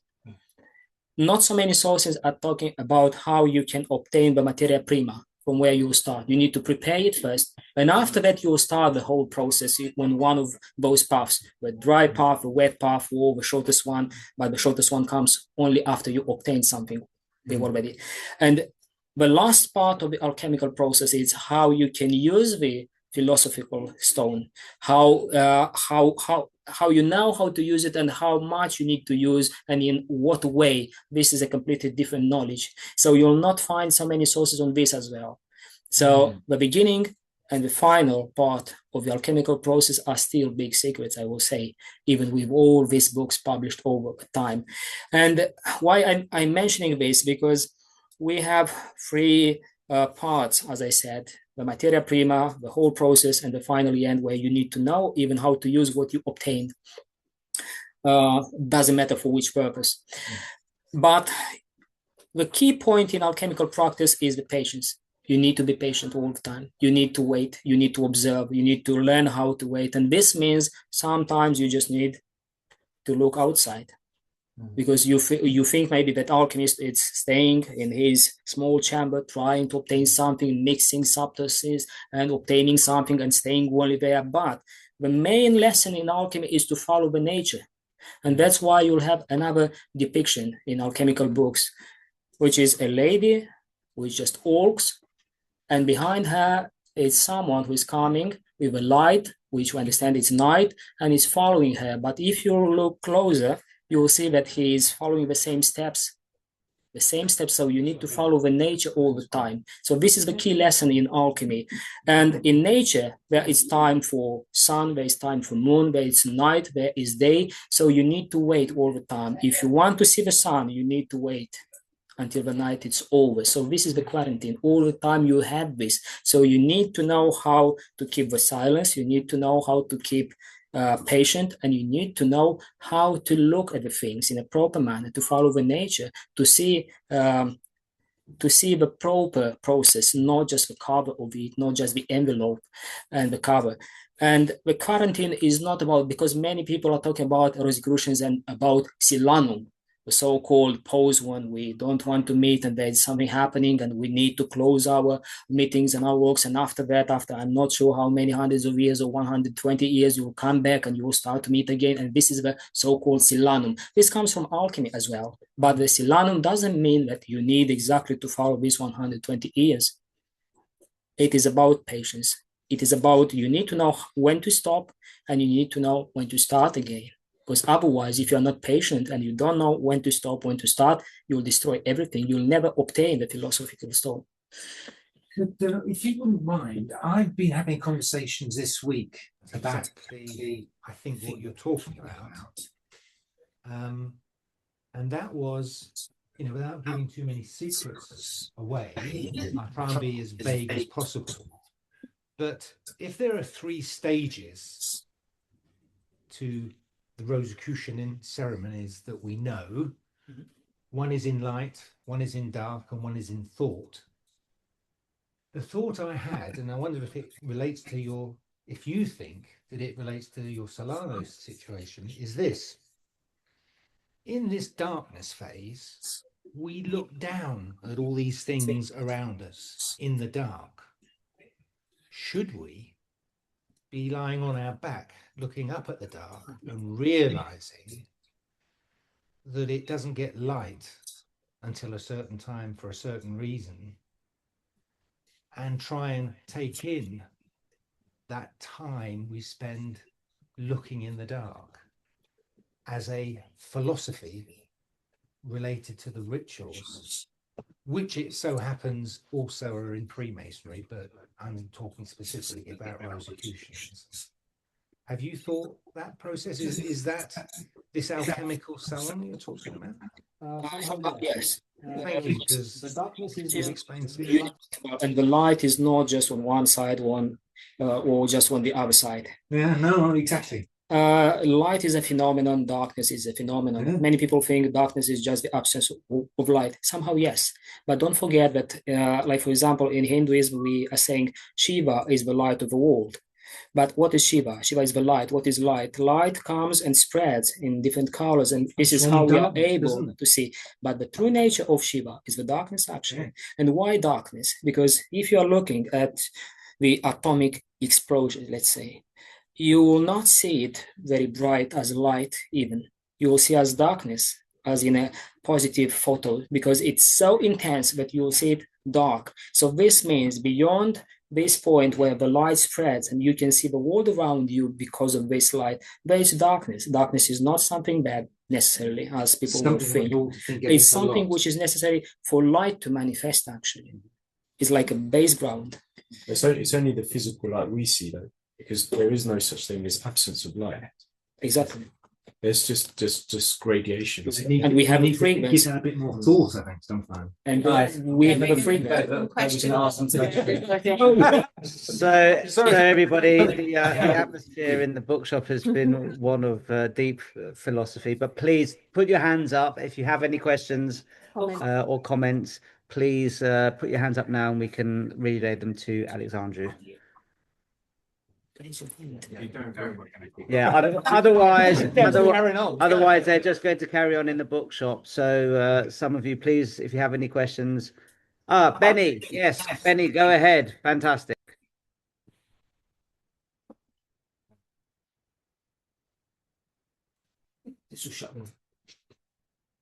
You're muted, Benny. You need to unmute yourself. I'm there. Okay. During your fantastic lecture, you mentioned several times the Swedish Masonic system. And I would like to know if this Swedish system that you were referring to is the same system as we know here in, I'm coming from Denmark, and here in Sweden and Denmark and Norway and Iceland, we have as a kind of dominating Masonic system, we have the Swedish system. And I would like to know if the Swedish system is the same system as the Swedish system you were referring to in your talk. Well, I will say almost the same, because as you know, even the Scottish Rite, which is so well spread all around the world, is not the same as it was at the beginning of 20th century, even not even to say about the 19th century. So I will say almost the same, because for sure it was changed in time and evolved somehow. We are very lucky to have 3 volumes published in Russian a few years ago of rectified Scottish Rite rituals, which have been used even by Novikov and after that by many others. And this just destroys the myth about the Martinism in Russia, which started in 18th century and so on and so on.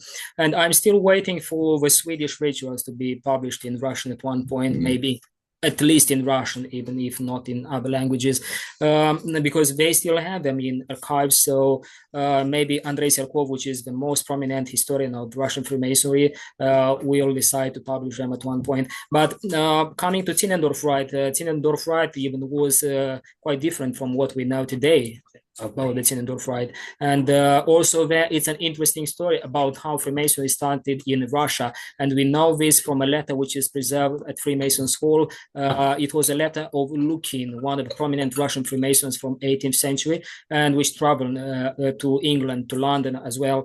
And in one of his letters, he is describing how they took the rituals from England and brought them to Moscow. And the method was quite bizarre, because he came to meetings, he took part in the meetings, and he tried to memorize all of these rituals, which is impossible, but still. And he came back and he started to write them down and to use after that them in their lodges, which again, I'm not sure if every single lodge did the same, but for sure it happened. So with the Swedish Rite, I suppose they had copies, German language copies, and they used them. But how different it was, I can't answer in a proper manner. Thank you very much. Okay, so there's a couple of questions in the chat. Let me go to the chat. So, well, we have a frata in India who's asked 5 questions. So I'll ask the first 2 first, and then if we've got it. So the first question is: was the Transylvanian Rosicrucian current more practical / operative, or more philosophical or contemplative in nature? And could Transylvania's marginal position in Europe have been an advantage for esoteric transmission? Well, we can start to compare the Masonic lodges with Rosicrucian circles in Transylvania. We don't know so much about the Rosicrucian circles, but what we know for sure is that we had members of Rosicrucian circles and lodges, and I suppose it was quite different in terms of secrecy. because in Transylvania it was quite dangerous to practice something which wasn't understood properly by the church. And as I said before, we had the Protestant church, we had the Catholic church, the Calvinist church, the Orthodox church, so all this mixture. So if it wasn't the Catholic church, it could be the Protestant. If it wasn't the Protestant church, it could be the Orthodox one, and so on and so on. So you need to keep being very conscious of how much you want to unfold and how much you want to manifest of this in your daily life and in the society. We know about the first lodges in Transylvania. First one started in Brasov, which was called Kronstadt back in time. And the first lodge started in 1749, if I'm not wrong. And it was interesting that it was a German-speaking lodge. And it came together with another chapter lodge. I know it's very strange for English Freemasons to say chapter lodge, but it was called chapter lodge because in German Freemason we have a different system. We have the so-called fourth degree, which is a chapter degree called Scottish Master of St. Andrew. And again, it's very different from other Scottish Master of St. Andrews in other Masonic systems. And it came under this form in Transylvania in Brasov in 1749. And we know that even if we still have their archives and their papers, and we can see that they were trying to bring as many members as possible, but they wouldn't want to be very well known by the society. They wouldn't want to go for meetings in a very open way. So they preserved to be, they kept to be, to work in a secret way, I will say even, and very careful when it came to bringing new members. They were trying to know who is coming. They were trying to ask lots of questions, and I know this because I've seen some papers of interrogation of new members, and I think the Rosicrucianism was the same. If you ask me about was it practical or more spiritual, or it's quite hard to answer. And I never was the type who will give you proper answer if I don't know for sure. And I'm not sure who can answer you this, because as I said, in Timișoara, we had a Rosicrucian group at one point in 1770 something, but we don't know for sure what they did because they changed their structure. Even the founder, he went to Vienna. After that, there was another guy. We have no knowledge what they did. We still have their sigil, we still have a medal, but these most probably, these are the medals of the lodge, of a Masonic lodge of the Three Lilies, White Three Lilies in Timișoara, which started later on the base of that Rosicrucian group. Okay, thank you very much. Now, is there anybody else who would like to ask anything? Please put your hands up. No? Asu? Okay. Hold on. No, Igor, thank you very much. Where are you? Please unmute yourself and ask Alex the question. Can I? So I just wanted to ask Alex, that's an excellent presentation, a lot of work in there. But I just wanted to know how Catherine the Great, from being a supporter to the one who started sort of curtailing masonry, how did that affect the sort of Rosicrucian? Because in Russia, Rosicrucian order was much more stronger than your, craft masonry. This is a good point, actually, because in Russia, even if they had Masonic lodges, they wanted something spiritual. They had the Orthodox Church, but the Orthodox Church was so conservative, and it was like a manifesto to go beyond what church was allowing you to do. And if you had quite a brilliant mind as Novikov and Schwarz, you would want to explore things as well. So that's why they wanted a philosophical system. So that's why they went for these high degrees hunting for them. Johann Georg Schwarz even went to the north of Russia at one point, only because he heard about a guy called Stark. And Stark started a different Masonic system, the Stark Clericate, which was something between alchemy and chivalric Freemasonry and other mixture. Just don't forget that in Russia, we had a different Masonic rite at one point, which is called the Melusina rite. And Melusina Rite was a great guy established in Russia. He was a military, but he was heavily involved in Freemasonry. And surprisingly, but Melusina Rite was an alchemical rite as well, very influential. It wasn't surviving for a long time. but still we had it. And the rituals have been published in Greece a couple of years ago by Leandros Lefakis, a wonderful book which still needs to be translated into English. So I will say Russian Rosicrucianism was very spiritual. Very spiritual. Just think about, they managed to translate Jacob Boehme for the first time. They managed to translate Louis-Claude de Saint-Martin, and not only to translate, but to follow his teachings in a practical way. They managed to translate many others, and this was done in quite a small number of years, because Johann Georg Schwarz died 33 years old, very young, and let's say he came to Russia 20 years old, maybe a bit more. So in 10 years, or let's say 15 years, they managed to do such wonderful things. And even being such isolated in terms of Freemasonry in Russia, they managed to get in touch with German Freemasonry, with Swedish Freemasonry, with other countries, and trying to find something which goes beyond the official church and beyond the classical Freemasonry, which they had. They had two grand lodges, Yelagin and the other one. So they could choose between these two, but they wanted something new. Not even to say that they translated Kabbalistic works as well, alchemical works, and we still have these manuscripts. One of them is in a private collection in Riga, in Latvia, which I managed to see. Konstantin Rubakhin is one of my friends, and he is founding a Masonic museum there, and he has such unique items, even a unique paper on which you can see the system of the degrees in gold and the Rosenkreuz as well, which came from Prague, from Czech, so unique things in there. So that's why I will say yes, in Russia they wanted spiritual Rosicrucianism, not just practical in terms of ritual. And I think from my little understanding, most of it wasn't city-based as such. It was more rural, in the countryside, that there was more intense learning processes and living the whole concept of Rosicrucian ideals. Actually, yes and no. Yes, because we had such members as Gamaleya. Gamaleya was a Freemason. He was seeking for spiritual Freemasonry as well, for alchemy. He was living in a rural place, but he went so far. He wanted to leave Freemasonry and to leave Rosicrucianism. Why I'm saying this? Because he was very rich. He was a landlord, and he decided at one point, because the tea was very expensive in those times in Russia, so he decided not just to drink tea, just to drink hot water and to give up tea, only because he will be able to allocate this money for the peasants. So, and many things like this. And he was living Freemasonry in a proper manner, in a proper way, trying to apply the principles of Louis-Claude de Saint-Martin, Villermoz, and many others, and to live based on them. But not all of them was like Gamaleya, of course, and not all of them lived in villages.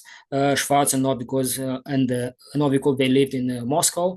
Schwarz stayed in St. Petersburg as well, in Mitau, in many other cities. So basically, he was all the time in big cities in Russia, a few big cities at that time, and Novikov as well. And many others, because it was quite difficult to travel. And just think about if you are in a village somewhere in Russia and you need to come for your meetings, it's quite difficult. And as I said, they wanted to live all this principle, to live based on them. So if you need to travel just for your meeting, this is not enough. You'll need to come for other gatherings as well.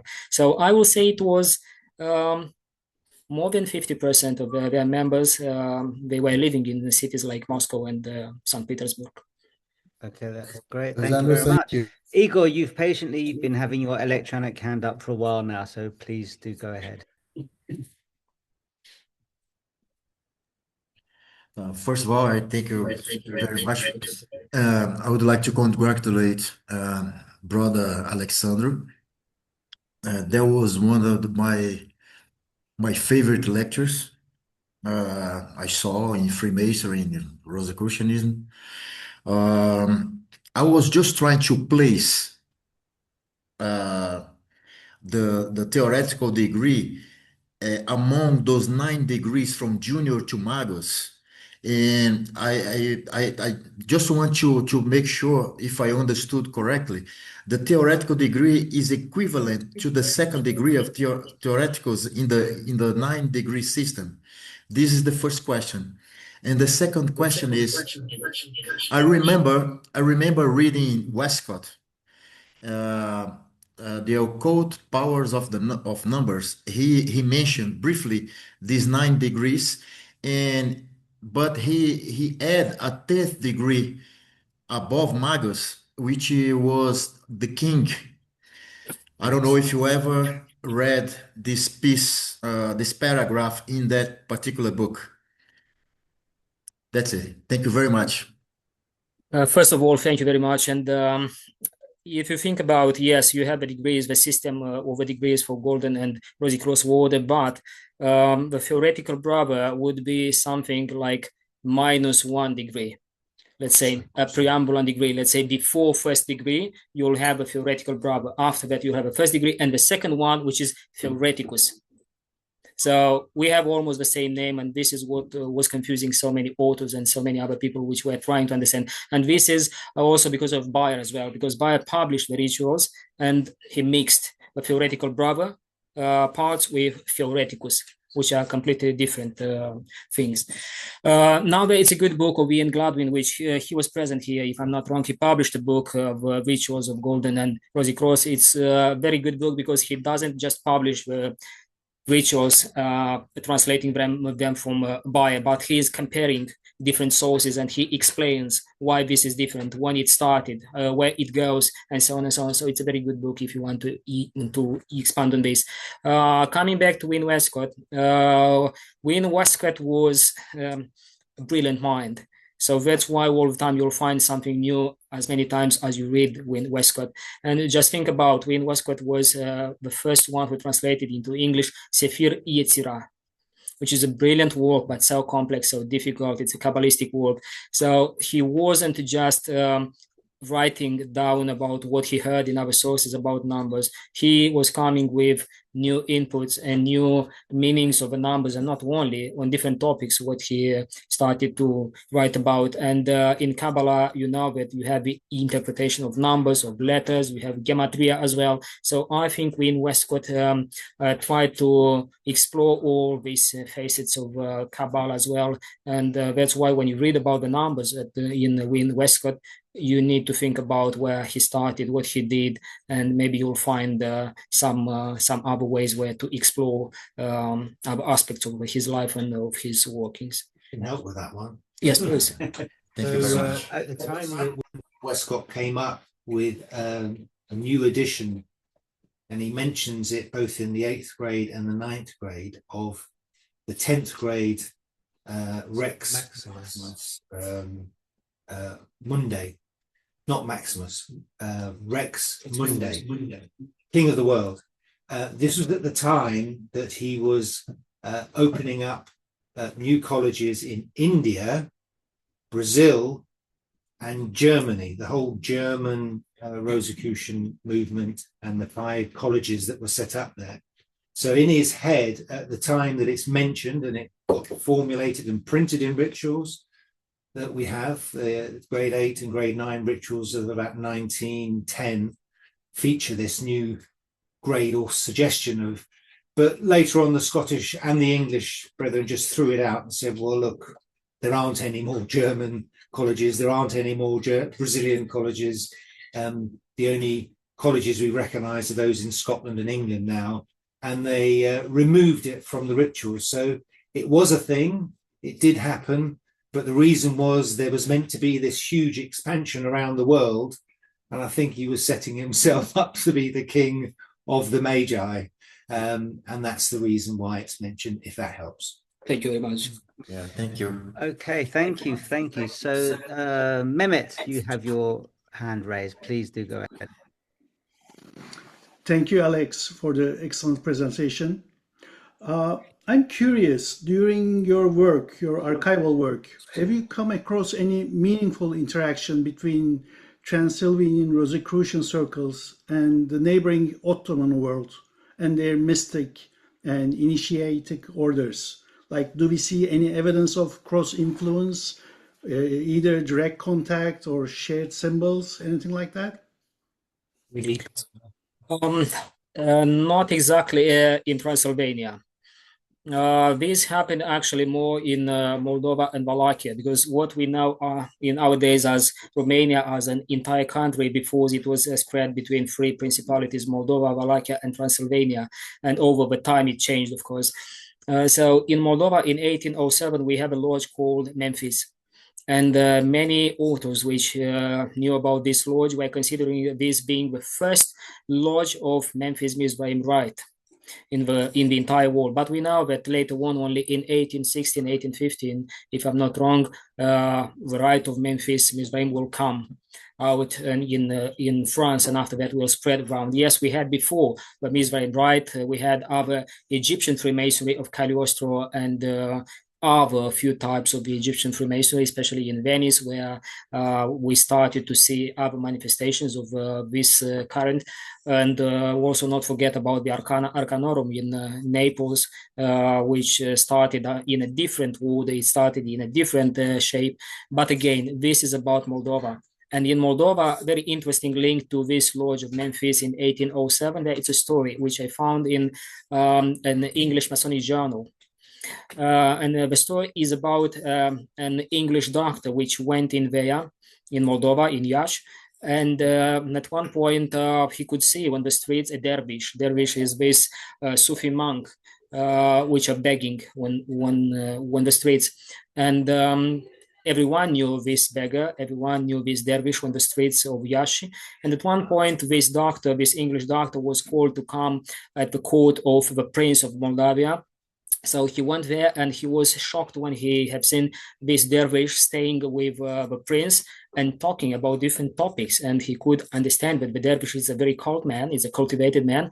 And he was even more surprised when the dervish saluted him and used the Masonic signs. And he was shocked to see this. Of course, we don't know for sure if this is just a story or it's something more. But he goes beyond this point, and he says that he asked the dervish, how do you know the signs? And he said, if you go to Istanbul, to Constantinople, how they called it before, if you go to Constantinople, to Hagia Sophia, just behind Hagia Sophia, you'll find the convent of Sufi monks. So you will see that they use almost the same signs. Also, we have a book published later on by a German author which spent his life in Turkey. I can't remember the name of him, but many of this group will know him for sure. So he published a book about the Sufi Freemasonry or something like this, where he's describing signs and many other things which are quite similar in some Sufi orders and Freemasonry as well. But again, Rudolf von Zebotendorf.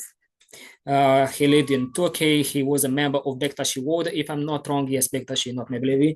So he became a member of a Sufi order, and he wanted to write down all of this. And also he was one of the founders of a group in Germany in 1921, which after that became Thule Society, which was at the base of the National Socialist Party later on. But this is not about him now. So yes, we have some influences from Byzantium in Romanian principalities, not so many in Transylvania, because Transylvania became a part of Romania much later. But for sure, we had some. We have even the Ottoman members in Masonic lodges in Moldavia, Wallachia, and in the southern part of Transylvania at one point. But this was later one when where we can still find membership lists, because in Romania we had a few Ottoman Russians wars, and under Russian Empire and Russian domination, many Freemasons destroyed their archives and certificates and everything. So it's quite difficult now to restore all of this. Okay, that's great. Thank you so much. Who else? Owen, please ask your question. Hello there. Yes. Well, I'm a very uncultivated person compared to your dervish, but in the south coast of England. Thank you very much for your excellent talk and for accepting my friend request on Facebook today, and I'll chat there.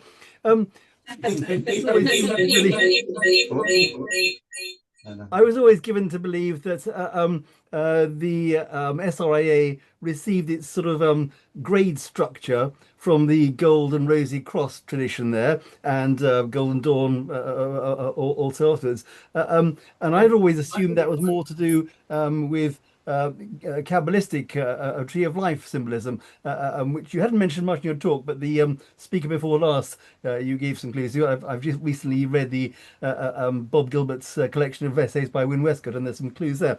Are you able to give us any more information or light on how that came about, if I'm right or maybe wrong? I don't know. I'm not sure if I heard your question entirely. Sorry. If you can repeat it, please. The grade structure that we've received in SRAA, I was under the impression that we received it from the Golden and Rosy Cross order. Maybe I'm wrong, but and I had assumed that came from a Kabbalistic structure. You didn't mention much about the Kabbalah in your talk. How did it come about? Well, we see the names of the degrees are quite similar somehow, but not entirely. Like, for example, we have Adeptus Exemptus, which you'll find in Golden Dawn as well. And we know that Wynne Westcott was a member of Golden Dawn as well. After that, he left, and so on and so on. So for sure, we have some similar things, and for sure, we want to find this connection, but sometimes we just need to look at the real things and to understand how much we gathered from this testimony of Gold and Rosy Cross. And I know many people would like to connect it because it's an alchemical rite. It's such a unique rite, and with its connection with Masonic world in Germany as well, and because of the cipher letters which stayed behind the Golden Dawn and all this connection. But we just need to look at the real things. So yes, we have some connection for sure. We took some elements, but not entirely, absolutely not. And in SRIA, let's not forget, yes, we have some practical alchemists maybe, but we put an emphasis on spiritual alchemy as well, which is important because we start from a spiritual point of view and we need to come to the practice, how we can apply this in our life.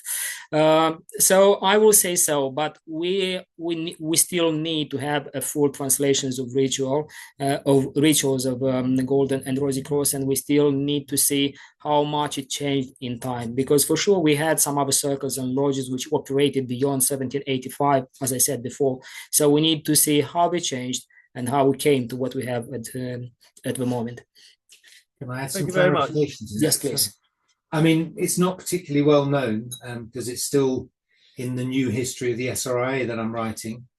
But myself and a few other people who have been researching it have established that Robert Wentworth Little found a copy of the secret symbols of the Rosicrucians, although it doesn't specifically mention the 9 grades in that book, fabulous pictures. We can assume that when he set up his society, he might have thought about 9 grades, but of course Little got his 9 grades from Scotland. Now, there is no proof that Scotland got them from anywhere specifically, but there are several other spiritual grades of 7. The most obvious one is the Christian celestial 9 grades, but also dear Hassel knows that there are 9 spiritual grades of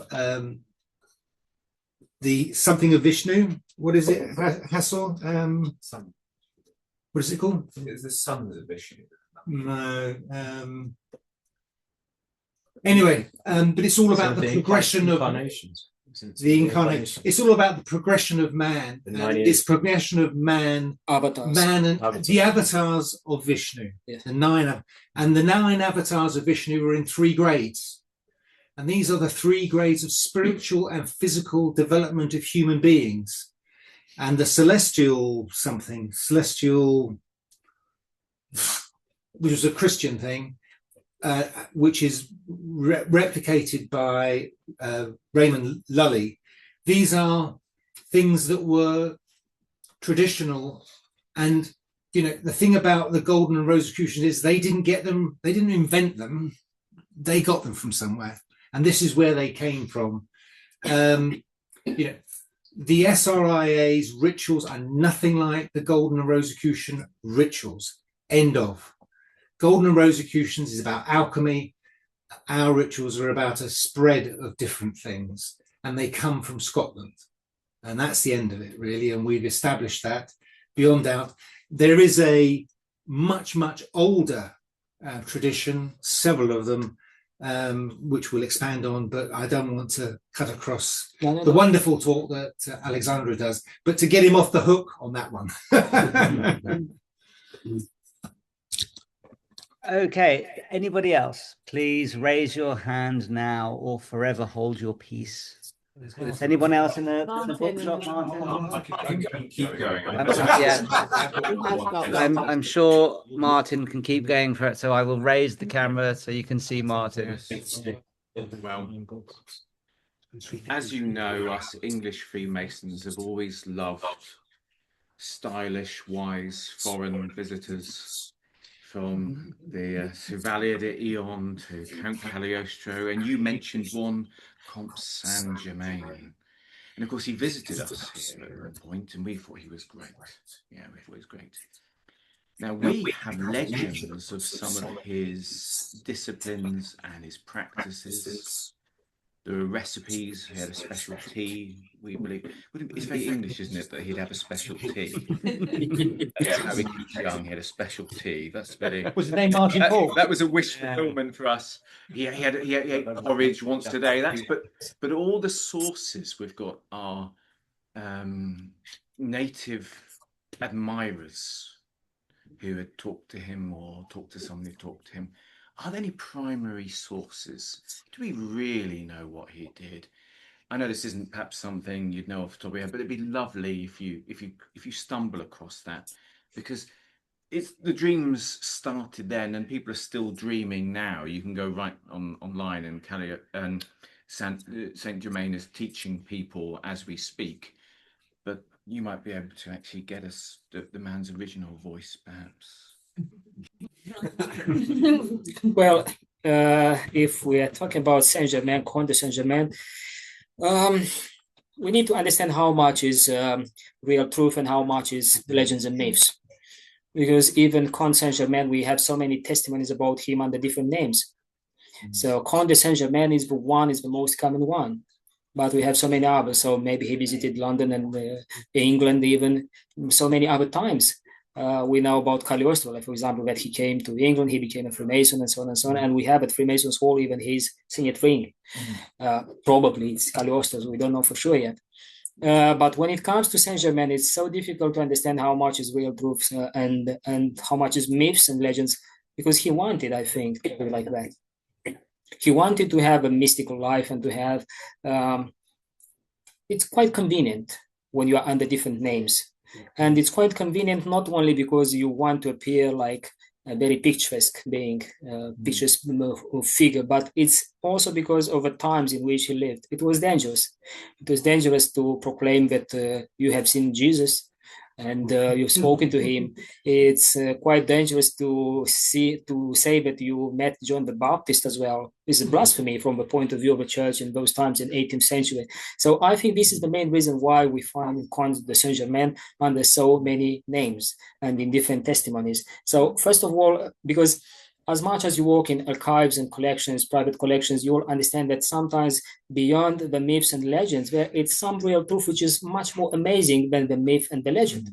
But we need to understand that I'm saying this all the time when it comes to Freemasonry, because many non-Masons are asking us what are doing Freemasonry, what they're doing like this, and so on and so on. And when it comes to some silly things which Freemasons are doing, I'm saying all the time, this is the real truth that Freemasons are human beings as well. So I think this is about Comte de Saint-Germain and Cagliostro or Giuseppe di Balsamo, if you want. It is the same. They started as human beings, even if you want them to be like demigods or gods and so on and so on. But their deeds, even if they supposed to be supernatural, but they are based in our material world. We need to understand this. And they were dealing with our daily life. They were dealing with real human beings as well. So their deeds are human as well. So we need to humanize again figures like Comte de Saint-Germain, Cagliostro, and this will be the key to understand who they are and why they did what they did. So you're telling me we're not lizards? So I really don't think that if if you will say that Comte de Saint-Germain actually died, not very old, like few hundred years old, but just 50 years old maybe, or 60 years old, this will not destroy the myth, because his entire life was a myth. Just to claim such things, just think about in 18th century to say, well, I told you this so many times, don't do this. Just think about this. This is absolutely unusual for our days, even in our times, but just think about the 18th century, when people were believing in God and they were going to church on a daily basis and so on and so on.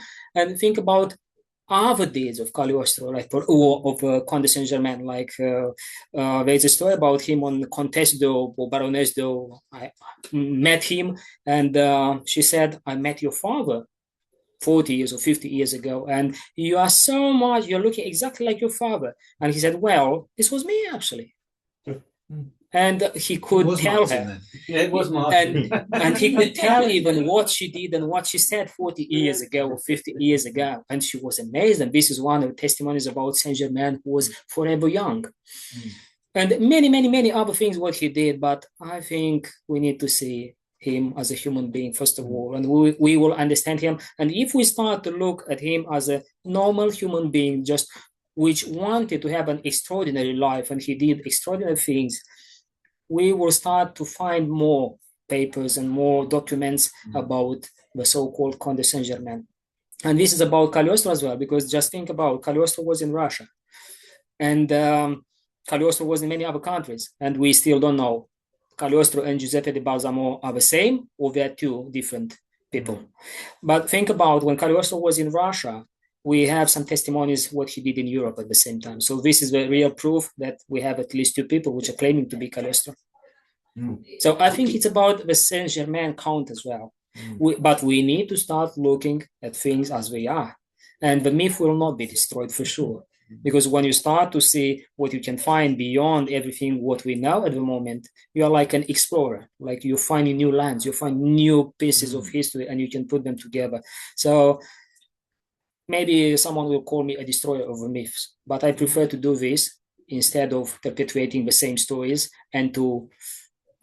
and after that in 20 years to find out that we don't know even who Count de Saint-Germain was, because we have so many other stories and myths. Unfortunately, we live in a world where we're not looking so much at the stories and myths and legends. We want to live a life now because we think we have a very short life.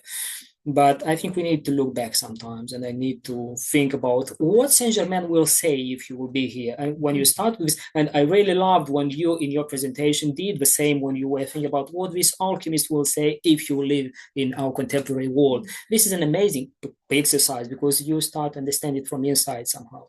So I'm not able to tell you more about Comte de Saint-Germain because all sources are published until now, I think. But I will suggest to look at him as a simple human being. Yes. Alexandra, I'd love to add a little bit here. Please do. Because those of us are here at this study group and I've been coming 40 years to the study group meetings. And the point is, Alexandra, you are becoming the new Cagliostro. Martin is becoming the new Cagliostro. We are, by discussing these things, researching these things, printing these things, talking about these things, becoming the new in generations to come. So it's important that you do really write down what you've done, make it official, publish it within the SRA and externally. But that's what we can do as an organization, and never lose sight of all of you people have the ability to do that. Yeah. Not in some egotistical way. Yeah. You're interested, as we are all interested today in what you said. Make sure you put it down for posterity. That's what we want to do. Thank you. That's a good advice. Thank you. So I have a question in the chat from Texas.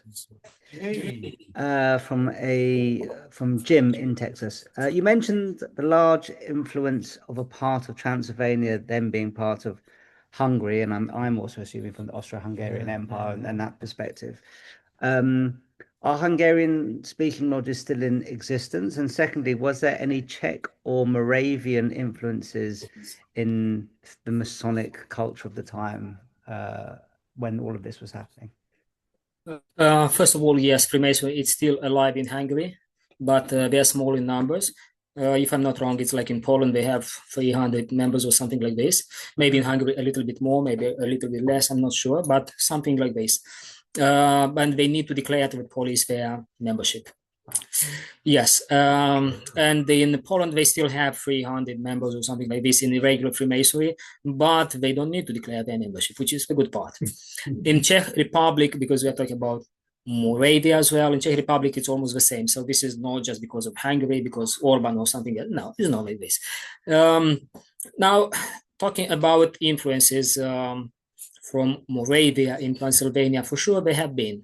We know that Bethlen Gabor, at least, he had some connections with Moravia as well. We know that he was such a great mind. He wanted to integrate so many other things which started in Moravia. He wanted the reform. He wanted many, many, many other things. But if you're asking me about paper proof or a document which will prove that, yes, this came from Moravia and this is what they started in Transylvania to do, I couldn't find something like this, but I wasn't looking specifically for this. So maybe there it is, but I'm not able to tell you more precisely. Okay, thank you. Anyone else? Anyone else? If not, I think it's oh, another on the back row. Hold on one moment. Hold on. This harks back to a comment you made a long time ago. You were speaking of the union of Wallachia and Moldova. I believe you're a Moldovan originally. You were speaking of the, I think it was Mavrocordat who unified Wallachia and Moldova briefly into Romania, and of course subsequently someone drew a line on the map, so the Jassy is now on the Romanian side of the border, although it used to be the capital of Moldova. I believe the Filiki Hetera, which was basically a British Secret Service operation run out of Corfu, designed to subvert the Sublime Porte by fomenting and financing young Greek revolutionaries in the Morea, which we now call the Peloponnese. The British basically then sent these hotheads off. They caused an awful lot of trouble just off the western Turkish coast and precipitated the massacre of Chios. And Mavrocordat came from Chios Greek families. And indeed, as part of the massacre of Chios, my own great-grandfather was sold into slavery in the Alexandria slave market. So I have a certain personal interest in the evolution of the Filiki Hetera, which I believe also was instrumental in the creation, however brief, of Romania, as well as the subversion of the Sublime Porte. I don't know whether Moldovan Freemasonry, or indeed Rosicrucianism, which you barely mentioned despite your own ethnic background, can add anything more to our understanding of the political evolution of Freemasonry. And indeed, I believe it was down to the great powers, the Orthodox Russians, the Protestant British, and the Catholic French, who agreed secretly at the Treaty of Paris in 1820 to subvert the Sublime Porte. Whether this extended into Moldovan Freemasonry or Rosicrucianism at all. Can you comment on the influence on Constantinople of the Filiki Hetera? Well, you mentioned, first of all, Mavrocordat. We need to understand that, as I said before, what we know today as Romania, it was formed from three principalities: Moldova, Wallachia, Transylvania. Moldova was split in half. We have today Moldova, which is part of Romania, and we have Republic of Moldova, which is separated, which was under Russian Empire. After that, again, back in Romania, after that, they got into Soviet Union, not because they wanted this. The thing is, in Moldova, we had so many influences from Constantinople, from Byzance, but not only Moldova, in Transylvania as well, in Wallachia. And the thing is, many princes from Moldova, after that they will govern in Wallachia and sometimes even in Transylvania. Why this happened? Because this is the same background, the same history. In Wallachia and Moldova, they said they had the same language. Call it how you want, because many historians are claiming this is Moldavian. It doesn't exist such a language as a separate one, Moldavian language. It's the same Romanian, with some dialects sometimes, maybe, with some variations, but it's the same. In Transylvania, it's almost the same. Yes, Transylvania was a long part, component part of Hungary, of Austro-Hungary as well. But not only, the northern part of Moldova was a part of Austro-Hungary as well. The Bukovina. Which was a part of the upper world, and they still speak German there, but they are the same Romanians. So it's the same in Transylvania, I would say. And it is the same with Moldova. And in Moldova, we had a few other figures like Dimitri Cantemir. And Cantemir was such a brilliant mind. He was a literate person. He was staying for a long time in Constantinople. He studied there. He was the first one to start to write down the sounds of the Ottoman music. He was the first one to do this. And he did many other things. He could speak several languages. He became a member of German Academy. This was in 18th century. He was a prince of Moldavia. And after that, he left for Russia. And he stayed at the court of Tsar Peter I. So Peter I was the Tsar who went to Europe to start to change Russia after that. And Dimitri Cantemir stayed at his court. Now there are many myths and legends about he became a Freemason or not. And also there's a myth that he was a Rosicrucian. And because German Rosicrucians asked him to write something about Moldova, he left us a great work. One of there is Historia Moldavia, which is the history of Moldova, where he is describing the Moldovans, the population of Principality of Moldova and partially Wallachia as they are, with good part and bad part as well. So he was a great historian, he was a bright mind, and that's why there are some speculations that he was a Rosicrucian. There are some speculations that in Constantinople they had some Eastern Rosicrucian groups, very hidden, very secret, and he was a member of. But these are just speculations. I don't want to go into them because we don't have any proof on this. We don't have any proof. We also that Tsar Peter I was a Freemason. We know that many from his surrounding were Freemasons, but we don't know about him. We have no proof about this. Even if Russians will tell you, if you ask them, yes, he was a Freemason. We don't know. We can't prove this. And now coming to Filiki Eteria. Filiki Eteria, yes, it was formed under the influences of England, but let's not forget that it started in a small city on the shores of Black Sea in actual Ukraine, in a city called Odessa.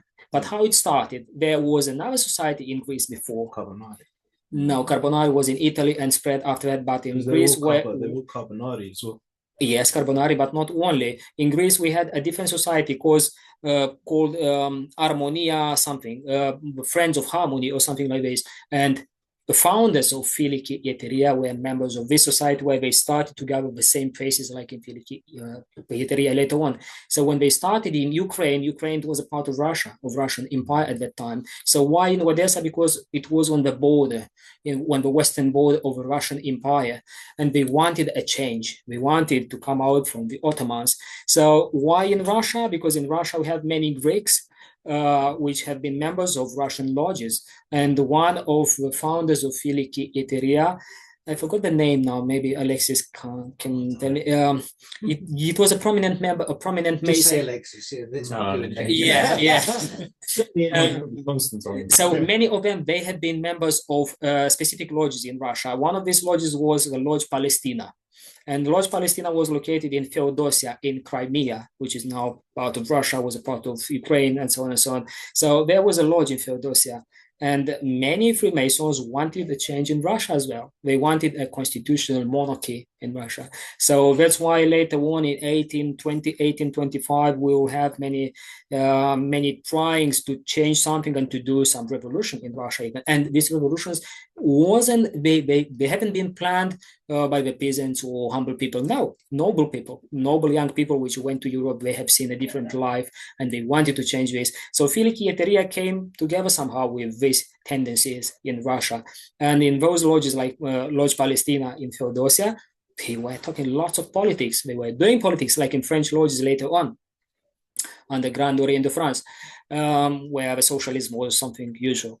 But Filikieteria started in Odessa. After that, it spread.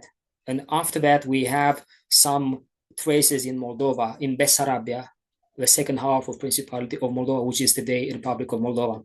So in Bessarabia, in the main city, we have some archival documents which will prove that visitors from Filikieteria came there under different names and they wanted to organize something and they wanted to start a plot. And there was a lodge, the only single lodge in the 19th century called Ovid Lodge. And the prominent Russian poet Pushkin was a member of that lodge. At least this is what he's telling us in on 4th of May 1821. He's leaving a note in his notebook saying, "I became a Mason in the lodge in Chisinau." And later on, he will send a letter. After many years, he will send a letter to another Russian poet, Zhukovsky, where he will say, "I was a member of the lodge in Chisinau, the lodge for which all the Freemasonry in Russia was destroyed later on." Why? Because this lodge started and because Tsarism, the Tsars were, they were thinking that it's a plot. They want to do something political, and also they had some political secret societies, North Secret Society, South Secret Society, and many others. And this will be gathered after that, after many years, under the name of Decembrists, and which have been killed after that. And Filikieteria was very much in contact with the Decembrists as well, with all this society. And even after the whole revolution of Filikieteria was down, we still had some Greek groups in Bessarabia, which still tried to organize them, and maybe they will start something again. But don't forget that yes, Romania was influenced by Filikieteria, like Serbia, Bulgaria as well, and all these countries from Balkans.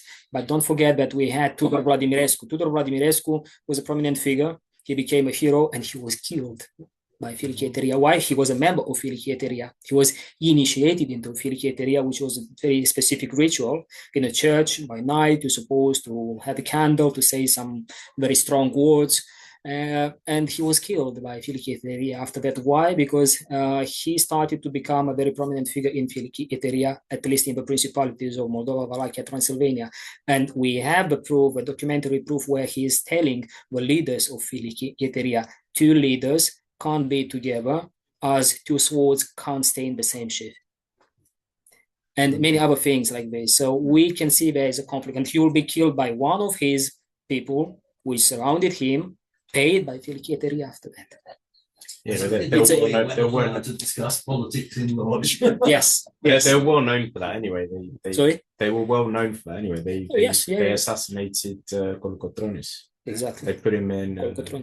They killed him. Alexis, to put this in perspective, did you get my email on? Yes, but I didn't manage to. What about me saying that now?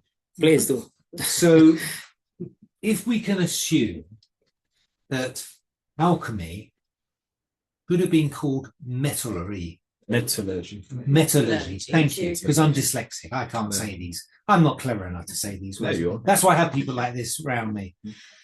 Metallurgy started in 6000 BC. It started in Transylvania in 3000 BC.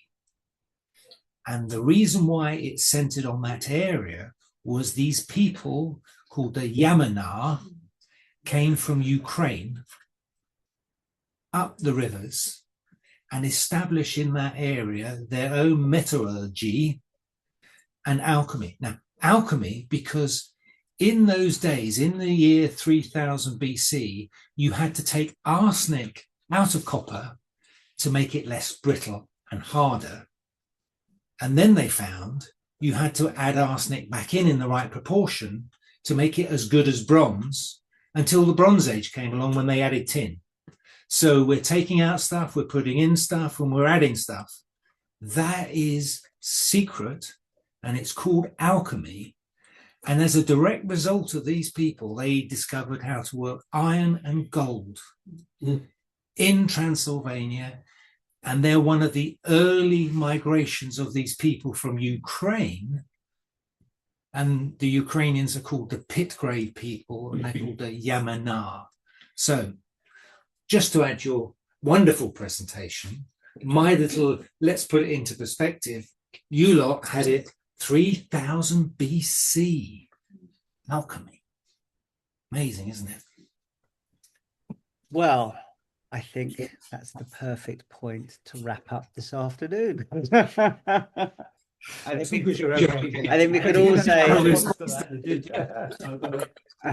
I think we could all say. Would you like to respond to Alistair? Yes. Well, yes. I think it would be really not to respond to Alistair. Seriously, we have so many myths about this not in Transylvania, only in Romania about Dacians. So Dacians was the twin gods of Heracles, yes, but we have unfortunately we have so many myths about this, but also we have the real part of the history. So if you look at Ovid, the Roman poet, he was exiled in there. And he stayed in there, and the testimony what he left us is that their language was a savage language, and many, many other things. So this is not just about Dacians. If you think about German tribes at the same time, it was the same everywhere. But why I'm saying this, because unfortunately at this point, we're coming to so-called historians which are telling us legends about a specific population called Agaturs, which they have been living in Carpathian Mountains for many thousands of years, and they were exploring the gold, and they are working gold, and so on and so on, which actually doesn't fit the real history, unfortunately. Yes, we have great treasures in Carpathians. We still uncover them, we still find them. They're still in different museums in Europe, great things. Pure gold as well, but this doesn't mean that this was the greatest civilization and they were the first on the moon and they discovered computer and so on and so on, as many people are trying to say this, which is, we don't need to do this. But yes, I believe that alchemy is not just a recent discipline or a recent science. No, for sure. This is an ancient knowledge, and we are just trying to understand what it was. We don't know for sure. We are still trying to find our way and our path and to understand it, because this is beyond the chemistry, this is beyond the traditional science. And as Mircea Eliade said at one point, alchemy is the spirit of chemistry. And if you're looking just at the chemistry, you risk to lose the meaning of the science, actually. So this is the spirit of chemistry. But again, in different parts of the world, we had different alchemical knowledge and different alchemists. Just think about in China, we have treatises on alchemy, and this is not just about spiritual alchemy, it's about proper obtaining of gold. But again, when we're saying alchemy, many people think, okay, you need to obtain gold and philosopher's stone, which will allow you to transfer and to transmute different metals and substances into pure gold, and you'll become rich, and Nicola Flamel and so on and so on. The alchemy is not about this. The alchemy is about to have a stone and not to use it. Mm-hmm. And when I'm saying not to use it, is not that you don't need to use it at all. If you want, you can use it, of course. But it is like when you have power and how you choose to use it. And if you decide to use the power when you have it in front of you. And it is the same with the philosopher's stone. It is something maybe achievable. I'll not say for sure achievable. Let's everyone decide for themselves. Well, I but can it's answer that something. by saying the real philosopher's stone is something that you can reuse when you need to, if you have the knowledge to do so. Absolutely. And that's one of the secrets. Absolutely, yes. So yes, probably we had some alchemical knowledge in the Carpathian Mountains, Transylvania, but I'm pretty sure that every single culture on this earth at one point had the same knowledge. Yeah. we just lost so much. We don't know so much about this world, and we have so many question marks in our history as a humankind. So I think we have the same knowledge. We're just like another Roman poet said, if you will realize how people destroyed the whole knowledge and destroyed everything, you will influence the gods to commit a suicide, because we created the gods. So I think it's the same with the knowledge. We just dispersed it. Thank you so much, Alex. This has been a really, really wonderful. Thank you all, everybody, for joining us online. I think that was a wonderful, wonderful way to start our 2026 series of Metropolitan Study Groups. And for those of you who have joined for the first time, please do sign up to our Please do sign up to our mailing list. I put it in the chat, or go to SRIA London, and you will see a little button that says subscribe. We are an open study group. You don't have to be a Freemason. You don't have to be a Rosicrucian. You just have to be a decent, loving human being. So please join, tell your friends, and thank you all very much for joining. And once again, a round of applause for Alexandru for a fantastic celebration.